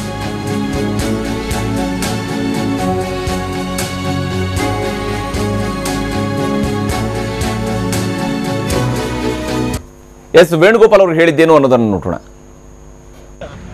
Actually, the Congress and JDS leaders met together and we discussed about the cabinet formation of the government led by Kumaraswamy ji. 2-3 decisions we have taken. Number one, out of 34 ministries, 22 ministries will go with the Congress party and 12, including Chief Minister, is with the JDS. Speaker, apart from this, Speaker is with the Congress, Deputy Speaker is with the JDS. Tomorrow, along with the Kumaraswamy ji, one deputy CM will also swear, take oath. PCC President Dr. Parameshwara will be the Congress nominee for deputy CM post. Rest of the ministries and portfolio allocation we will decide after the floor test. Thank you, sir. Okay. And the floor test. What about the core test? There will be a coordination committee. We are formalizing the committee. Definitely, there will be a coordination committee within 1 or 2 days. That coordination committee also will be announced. And when is your chairman, sir? Who will be chairman of the The details will be. Details I will tell when it is announced. Then only it has to be approved by Congress President also, our nominees. Sir, Then one more thing. Yes, sir. Congress President has approved. Please down. I already told you, Deputy CM as Dr. Parameshwara. Come back. Yes ಅಲ್ಲಿಗೆ ಪರಮೇಶ್ವರ್ ಅವರು ಉಪಮುಖ್ಯಮಂತ್ರಿ ಆಗುವಂತದ್ದು ಕೂಡ ಅನ್ನುವಂತ ಆಯ್ಕೆಯು ಕೂಡ ನಡೆದಿದೆ. 22 ಸ್ಥಾನ ಕಾಂಗ್ರೆಸ್ ಜೊತೆಗೆ ಇರುತ್ತೆ, 12 ಸ್ಥಾನ ಜೆಡಿಎಸ್ ನ ಜೊತೆಗೆ ಇರುತ್ತೆ ಅನ್ನುವಂತ ಹಂಚಿಕೆಯ ಸೂತ್ರ ಈಗ ರೆಡಿ ಆಗಿದೆ. ಇದರ ಬಗ್ಗೆ ಚರ್ಚೆ ನಾವು ಮುಂದುವರಿಸೋಣ ಚಿಕ್ಕ ಬ್ರೇಕ್ ನಂತರ. ಮತ್ತೊಮ್ಮೆ ಸ್ವಾಗತ. ನಾವು ಕಾರ್ಯಕ್ರಮದ ಕೊನೆ ಹಂತಕ್ಕೆ ಬಂದಿದ್ದೀವಿ. ಚರ್ಚೆ ನಾವು ಮುಂದುವರಿಸೋಣ. ಇಲ್ಲಿ ಈಗಾಗಲೇ ಪ್ರಸನ್ನ ಕುಮಾರ್ ಅವರೇ, ನಾವು ಕೆ.ಸಿ. ವೇಣುಗೋಪಾಲ್ ಅವರ ಮಾತನ್ನು ಕೂಡ ಕೇಳಿದ್ವಿ. ಸೂತ್ರ ಎಲ್ಲವೂ ಕೂಡ ಈಗ ಒಂದು ಸ್ವಲ್ಪ ರೆಡಿ ಆಗ್ತಿದೆ, ಒಂದು ಸ್ವಲ್ಪ ಕ್ಲಾರಿಟಿ ಸಿಗ್ತಾ ಇದೆ. ಇವತ್ತ ಏನು ಮೀಟಿಂಗ್ ಆಗಿ ವೇಣುಗೋಪಾಲ್ ಅವರು ಅನೌನ್ಸ್ ಮಾಡಿದರೆ ಸ್ವಲ್ಪ ಮಟ್ಟಿಗೆ ಕ್ಲಾರಿಟಿ ಬಂದಿದೆ. ಏನಿತ್ತು ಆ ಗೊಂದಲ ಪ್ರಮುಖವಾಗಿ ಡೆಪ್ಯೂಟಿ ಚೀಫ್ ಮಿನಿಸ್ಟರ್ ವಿಚಾರದಲ್ಲಿ. ಹೌದು, ಒಬ್ರು ಇರ್ತಾರೋ ಯಾರಾಗ್ತಾರೆ ಏನೋ ಅನ್ನೋದ್ರ ಬಗ್ಗೆ ಗೊಂದಲ ಅಷ್ಟು ಮಟ್ಟಿಗೆ ನಿವಾರಣೆ ಆಗಿದೆ. Even numbers also they have clarified. ಹೌದು. ಇನ್ನೊಂದು ವೆರಿ ಇಂಪಾರ್ಟೆಂಟ್ ಹರಿ, ಈ ಸಮ್ಮಿಶ್ರ ಸರ್ಕಾರಗಳಲ್ಲಿ ಮುಖ್ಯಮಂತ್ರಿ, ಸ್ಪೀಕರ್, ಗವರ್ನರ್ ಈ 3 ಪೊಸಿಷನ್ಗಳಿದೆಯಲ್ಲ, very crucial and very important. ಹೌದು. ಈಗ ಮುಖ್ಯಮಂತ್ರಿ ಪೋಸ್ಟ್ನ ಅವರು JDS ಬಿಟ್ಕೊಟ್ಟಿದ್ದಾರೆ. ಸೊ ಹಾಗಾಗಿ ಕಾಂಗ್ರೆಸ್ನವರು ಆ್ಯಸ್ ಎ ಫೈಟ್ ಅನ್ನೋ ರೀತಿಯಲ್ಲೇ ತೊಗೊಂಡಿದ್ದಾರೆ, ಅಷ್ಟರ ಮಟ್ಟಿಗೆ ಯಶಸ್ವಿಯಾಗಿದ್ದಾರೆ. ಇನ್ನು ಗವರ್ನರ್ ಪೋಸ್ಟ್ ಯಾರು ಕಾಂಪೀಟ್ ಮಾಡೋಕ್ಕಾಗಲ್ಲ ಇವರಿಬ್ಬರಲ್ಲಿ, ಹಂಗಾಗಿ ಅದಿಲ್ಲ. ಸೊ ಯಾಕೆಂದರೆ ವೆರಿ ಕ್ರೂಷಿಯಲ್ ಇವು. ಏನಾದರೂ ಸ್ವಲ್ಪ ಹೆಚ್ಚು ಕಡಿಮೆ ಆದಾಗ, ರಾಜಕೀಯ ಏರುಪೇರುಗಳಾದಾಗ ನಿರ್ಧಾರ ಮಾಡೋಂಥವು ಈ ಪೊಸಿಷನ್ಗಳು. ಅದಕ್ಕೆ ಇವರೇ ಭಾಳ ಹುಷಾರಾಗಿರ್ತಾರೆ ಪೊಲಿಟಿಕಲ್ ಪಾರ್ಟೀಸ್. ಆಮೇಲೆ ಅದಕ್ಕೆ ಸಮರ್ಥರು ಬೇಕಾಗ್ತದೆ. ಹೌದು, ಬರೀ ವ್ಯಕ್ತಿನ ಕೂರಿಸೋದು ಅಷ್ಟೇ ಅಲ್ಲ. ಹೌದು. ಸೊ ಹಾಗಾಗಿ ರಮೇಶ್ ಕುಮಾರ್ ಅನುಭವ ಮತ್ತು ಭಾಳ ಗಟ್ಟಿತನ ಇರಬೇಕಾಗ್ತದೆ. ಹೌದು. ಯಾಕೆ ಸಮ್ಮಿಶ್ರ ಸರ್ಕಾರದಲ್ಲಿ ಬರ್ತಕ್ಕಂಥ ವ್ಯತ್ಯಾಸಗಳು ಬಂದಾಗ ಆವಾಗ ಅವ್ರ ರೋಲ್ ಗೊತ್ತಾಗ್ತದೆ, ಮಹತ್ವ ಏನು ಅನ್ನೋದು. ಸೊ ಅದಕ್ಕೆ ಈಗಲೇ ಅದನ್ನು ಬಂದೋಬಸ್ತ್ ಮಾಡ್ಕೊಂತಿದ್ದಾರೆ. ಸೊ ಆ ಬಂದೋಬಸ್ತ್ ವಿಚಾರದಲ್ಲಿ ಕಾಂಗ್ರೆಸ್ ಸ್ವಲ್ಪ ಮಟ್ಟಿಗೆ ಯಶಸ್ವಿಯಾಗಿದೆ ಇವತ್ತಿನ. ಖಂಡಿತ. ಹರೀಶ್ ರಾವ್ ಸೋಮೇರೆ, ತಮ್ಮ ಪ್ರಕಾರ ಈ ಮಾಡೆಲ್ ಎಷ್ಟು ಮಟ್ಟಿಗೆ ಕೆಲಸ ಮಾಡುತ್ತೆ ಅಂತೇಳಿ? ಬಹುಶಃ ಮಹಾರಾಷ್ಟ್ರದಲ್ಲಿ ಒಂದು ಸಕ್ಸಸ್ ಮಾಡೆಲ್ ಅನ್ನು ನಾವು ನೋಡಿದ್ವಿ, ಅಲಯನ್ಸ್ ಪಾರ್ಟ್ನರ್ಸ್ ನಡುವೆ. ಬಿಹಾರದಲ್ಲಿ ನಿತೀಶ್ ಕುಮಾರ್ ಮತ್ತು ಬಿಜೆಪಿ ಅವರ ನಡುವೆ ಒಂದು ಸಕ್ಸಸ್ ಮಾಡೆಲ್ ಅನ್ನು ನೋಡಿದ್ವಿ. ಪಂಜಾಬ್ ಅಲ್ಲಿ ಅಕಾಲಿ ದಳ ಮತ್ತು ಬಿಜೆಪಿ ನಡುವೆ ಒಂದು ಸಕ್ಸಸ್ ಮಾಡೆಲ್ ನಮ್ಮ ಮುಂದೆ ಇರುವಂತಹದ್ದು ಹಾಲಿ ಇರುತ್ತೆ. ಬಹುಶಃ ಈ ಸಾಲಿಗೆ ಇವರು ಕೂಡ ಸೇರಬಹುದಾ? ಸೇರಬಹುದಾ ಅನ್ನೋದು ಇಟ್ಸ್ ಎ $1 million ಕ್ವೆಶನ್ ನನಗೆ. ಅದಕ್ಕಿಂತ ನನಗೆ ಇಂಪಾರ್ಟೆಂಟ್ ಇಲ್ಲಿ ಆ ಸಮನ್ವಯ ಸಮಿತಿ ಹೇಗೆ ಕೆಲಸ ಮಾಡುತ್ತೆ ಅನ್ನೋದ್ರ ಮೇಲೆ ನನಗೆ ಕಾನ್ಸಂಟ್ರೇಷನ್ ಇದೆ. ಯಾಕೆಂದ್ರೆ ಆ ಸಮನ್ವಯ ಸಮಿತಿ ಒಂದು 6 ತಿಂಗಳಿಗೋ ಏನಾದ್ರು ಭೇಟಿ ಮಾಡಿ if they can discuss very clearly ಯಾರು ಫಂಕ್ಷನರೀಸ್ ಇದ್ದಾರೆ, ನಾನ್ ಫಂಕ್ಷನರೀಸ್ ಇದ್ದಾರೆ, ಯಾರು ಡೆಲಿವರ್ ಮಾಡ್ತಾರೆ, ಯಾರು ಡೆಲಿವರ್ ಮಾಡ್ತಿಲ್ಲ ಅಂತ ನೋಡಿದ್ರೆ ಬಹುಶಃ ಇಟ್ ಕ್ಯಾನ್ ಬಿ ಸ್ಟ್ರೆಂಥನ್ಡ್ ಅಂತ ನಾನು ಯೋಚನೆ ಮಾಡ್ತೀನಿ. ಓಕೆ, ಖಂಡಿತ ಹರೀಶ್ ರಾಮಸ್ವಾಮಿ ಮರಳಿಗೌಡ್ರೆ ತಾವೇನು ಹೇಳ್ತೀರಿ? ಎಷ್ಟು ಮಟ್ಟಿಗೆ ಇದನ್ನ ತೆಗೆದುಕೊಂಡು ಹೋಗಿ ಕೇವಲ 12 ಸ್ಥಾನ ಮಾತ್ರ ತಮಗೆ ಮಿನಿಸ್ಟ್ರಿ ಇದರಲ್ಲಿ ಕೊಡಬೇಕು ಅನ್ನೋದ್ರ ಬಗ್ಗೆ ನಿರ್ಧಾರ ಆಗಿದೆ. ನಾವು 12ರಲ್ಲಿ ಒಂದು ಮುಖ್ಯಮಂತ್ರಿ ಕೂಡ ಸೇರಿರೋದ್ರಿಂದಾಗಿ ಮಂತ್ರಿಗಳು ಅಂತ ಹೇಳಿ ಆಕ್ಚುಲಿ ಸಿಗೋದು 11 ಜನ ಮಾತ್ರ. ಸರ್, ಈಗ 3-4 ದಿವಸದಿಂದ ಊಹಾಪೋಹಗಳ ಬಗ್ಗೆ ಮಾತಾಡೋದು, ಇದು ಸಕ್ಸಸ್ ಆಗುತ್ತಾ ಇಲ್ವಾ, ಈಗಲೂ ಅದೇ ಮಾತಾಡ್ತಾ ಇದ್ದೀವಿ. ಅದರಲ್ಲಿ ನೀವೇನು ಹೇಳ್ತಿದ್ರಿ, ಈಗ ತಕ್ಷಣ 5 ನಿಮಿಷ ಆದಮೇಲೆ ಇಲ್ಲೆಲ್ಲ ಸ್ವಲ್ಪ ಕ್ಲಾರಿಟಿ ಸಿಕ್ತು ಅಂತೇಳಿ ಎಲ್ಲ ಆನ್ಸರ್ ಆಗಿದೆ ಅದಕ್ಕೆ. ಆದ್ರಿಂದ ಯಾವುದೋ ಸ್ಪೀಕರ್ ಸಿಕ್ಲಿಲ್ಲ, ಇನ್ನೊಂದು ಸಿಕ್ಲಿಲ್ಲ, ಮತ್ತೊಂದು ಸಿಕ್ಲಿಲ್ಲ, ಪ್ರಶ್ನೆ ಇಲ್ಲ ಸರ್. ಸುಮ್ಮನೆ ಯಾರೋ ಹೇಳ್ತಾರೆ ಅಂತ ಮಾತಾಡೋದಲ್ಲ. ಈ ಸರ್ಕಾರ ಸ್ಥಿರವಾಗಿ ಉಳಿಯುತ್ತೆ. ಇದೇನಿವತ್ತು ಈ ಸೂತ್ರವನ್ನು ಇಟ್ಕೊಂಡು ಒಪ್ಕೊಂಡಿದ್ದಾರೆ ಅದು ಹಾಗೆ ಕಂಟಿನ್ಯೂ ಆಗುತ್ತೆ. ಆದ್ರಿಂದ ಯಾವುದೇ ವಿಷಯದಲ್ಲಿ ಡೌಟ್ ಬೇಡ, ನೋಡ್ಕೊಳ್ಳೋಣ. ತೇಜಸ್ವಿನಿ ಅವರೇ, 3 ವಿಚಾರಗಳು. ಒಂದು, ರಾಷ್ಟ್ರೀಯ ಮಟ್ಟದಲ್ಲಿ ಮೋದಿ ಅವರನ್ನ ಹಣಿಬೇಕು. 19ರ ಚುನಾವಣೆಯಲ್ಲಿ ಪ್ರಾದೇಶಿಕ ಪಕ್ಷಗಳು ಪ್ರವರ್ಧಮಾನಕ್ಕೆ ಬರಬೇಕು ಅನ್ನುವಂತ ಒಂದು ಉದ್ದೇಶವನ್ನು ಇಟ್ಕೊಂಡು ಕರ್ನಾಟಕ ಸರ್ಕಾರವನ್ನು ಮಾಡಿದ್ದಾರೆ. ಇದಕ್ಕೆ ಜಯ ಸಿಗೋದಿಲ್ಲ ಅಂತ ಅವರ ಗವರ್ನೆನ್ಸ್ ಬಗ್ಗೆ ನಾನು ಮಾತನಾಡ್ತಾ ಇಲ್ಲ. ಎರಡನೇದು, ಮೈನಸ್ ಕಾಂಗ್ರೆಸ್ ಚಿಂತನೆಗಳೆಲ್ಲ ನಡೆಸಿದ್ದಾರೆ ಥರ್ಡ್ ಫ್ರಂಟ್ ನವರೆಲ್ಲ ಕೂಡ. ಅದರಲ್ಲಿ ಎಷ್ಟರ ಮಟ್ಟಿಗೆ ಸಕ್ಸೀಡ್ ಆಗ್ತಾರೋ ಗೊತ್ತಿಲ್ಲ. ಇಲ್ಲಿ ಕಾಂಗ್ರೆಸ್ ಅದಕ್ಕೆ ಷರತ್ತು ರಹಿತ ಬೆಂಬಲವನ್ನ ಘೋಷಣೆ ಮಾಡಿದ್ದಾರೆ. 3ನೇ ಪಾಯಿಂಟ್, ವೆರಿ ಕ್ರೂಷಿಯಲ್ ಪರ್ಸನ್ ಸಿದ್ದರಾಮಯ್ಯನವರು. Minus Siddaramaiah Congress the strength ಏನು ಕರ್ನಾಟಕದಲ್ಲಿ ಅಂತ ಕೂಡ ಅದು ರಿಯಾಲಿಟಿ ತಾವು ನೋಡ್ಬೇಕಾಗತ್ತೆ. ಸೊ ಸಿದ್ದರಾಮಯ್ಯನವರು ಇಲ್ಲದೆ ಇದ್ರೆ ಕಾಂಗ್ರೆಸ್ ನಾವು ಮೊದಲು ಎಣಿಸಿದಂತೆ 30-33ರ ಆಸುಪಾಸಿಗೆ ಅದು ಕುಸಿತಾ ಇತ್ತು ಅಂತಕ್ಕಂಥದ್ದು ಒಂದು ಆಂತರಿಕ ಇದೆ. ಮತ್ತೆ ಅವರನ್ನ ಮಾಜಿ ಸ್ಪೀಕರ್ ಒಬ್ರು ಏಕವಚನದಲ್ಲಿ ಫಲಿತಾಂಶ ಬಂದ ತಕ್ಷಣ ಏಕವಚನದಲ್ಲಿ ನಿಂದಿಸುವಷ್ಟರ ಮಟ್ಟಿಗೆ ಸಿದ್ದರಾಮಯ್ಯನವ್ರದ್ದು ಇನ್ ಮುಂದಕ್ಕೆ ಏನ್ ನಡೆಯುತ್ತೆ ಅನ್ನೋದು ಕೂಡ ಇದರ ಮೇಲೆ ಆಗಿರ್ತಕ್ಕ ಡೆವಲಪ್ಮೆಂಟ್ಗಳ ಬಗ್ಗೆ ಮತ್ತೊಂದ್ಸಲ ವ್ಯಾಖ್ಯಾನ ಮಾಡೋದು ಬೇಡ. ನಮ್ಮ ಜನರಲ್ ಸೆಕ್ರೆಟರಿ ಸ್ಪಷ್ಟವಾಗಿ ಹೇಳಿದ್ದಾರೆ. ಕುಮಾರಸ್ವಾಮಿ ಅವರು ಕೂಡ ಸರಿಯಾಗಿ ವ್ಯಾಖ್ಯಾನ ಮಾಡಿದ್ದಾರೆ. ಕಾಂಗ್ರೆಸ್ ವಿಚಾರಗಳನ್ನ ಕಾಂಗ್ರೆಸ್ ತೀರ್ಮಾನ ಮಾಡ್ತದೆ. ಮತ್ತು ಸ್ಪೀಕರ್ ನನಗೆ ಬಿಟ್ಕೊಟ್ಟಿರ್ತಕ್ಕಂಥ ಒಳ್ಳೆ ಬೆಳವಣಿಗೆ ಆಗಿದೆ. ಮತ್ತು ಸ್ಥಿರ ಸರ್ಕಾರ 5 ವರ್ಷ ಕೊಡ್ತೇವೆ. ಸಿದ್ದರಾಮಯ್ಯ ಸಾಹೇಬರಿಗೆ ಸದ್ಯ ತಮ್ಮ ಅಭಿಪ್ರಾಯಗಳನ್ನ ಶೇರ್ ಮಾಡ್ಕೊಳ್ಳೋದಕ್ಕಾಗಿ ಇದು ಇವತ್ತಿನ ವಿಶೇಷ. ನಿರಂತರ ಸುದ್ದಿಗಾಗಿ ನೋಡ್ತಾ ಇರಿ TV9 ಕನ್ನಡ ಯೂಟ್ಯೂಬ್ ಚಾನೆಲ್ನ ಸಬ್ಸ್ಕ್ರೈಬರ್ ಸಂಖ್ಯೆ ಇದೀಗ 1 ಮಿಲಿಯನ್. ಪ್ರೋತ್ಸಾಹಿಸಿದ ತಮ್ಗೆಲ್ರಿಗೂ ಹೃದಯಪೂರ್ವಕ ಧನ್ಯವಾದಗಳು. ನ್ಯೂಸ್ ಅಪ್ಡೇಟ್ಸ್ ಮತ್ತು ಪ್ರೋಗ್ರಾಮ್ಸ್ಗಾಗಿ ಸಬ್ಸ್ಕ್ರೈಬ್ ಆಗಿ, ಬೆಲ್ ಐಕಾನ್ ಕ್ಲಿಕ್ ಮಾಡಿ.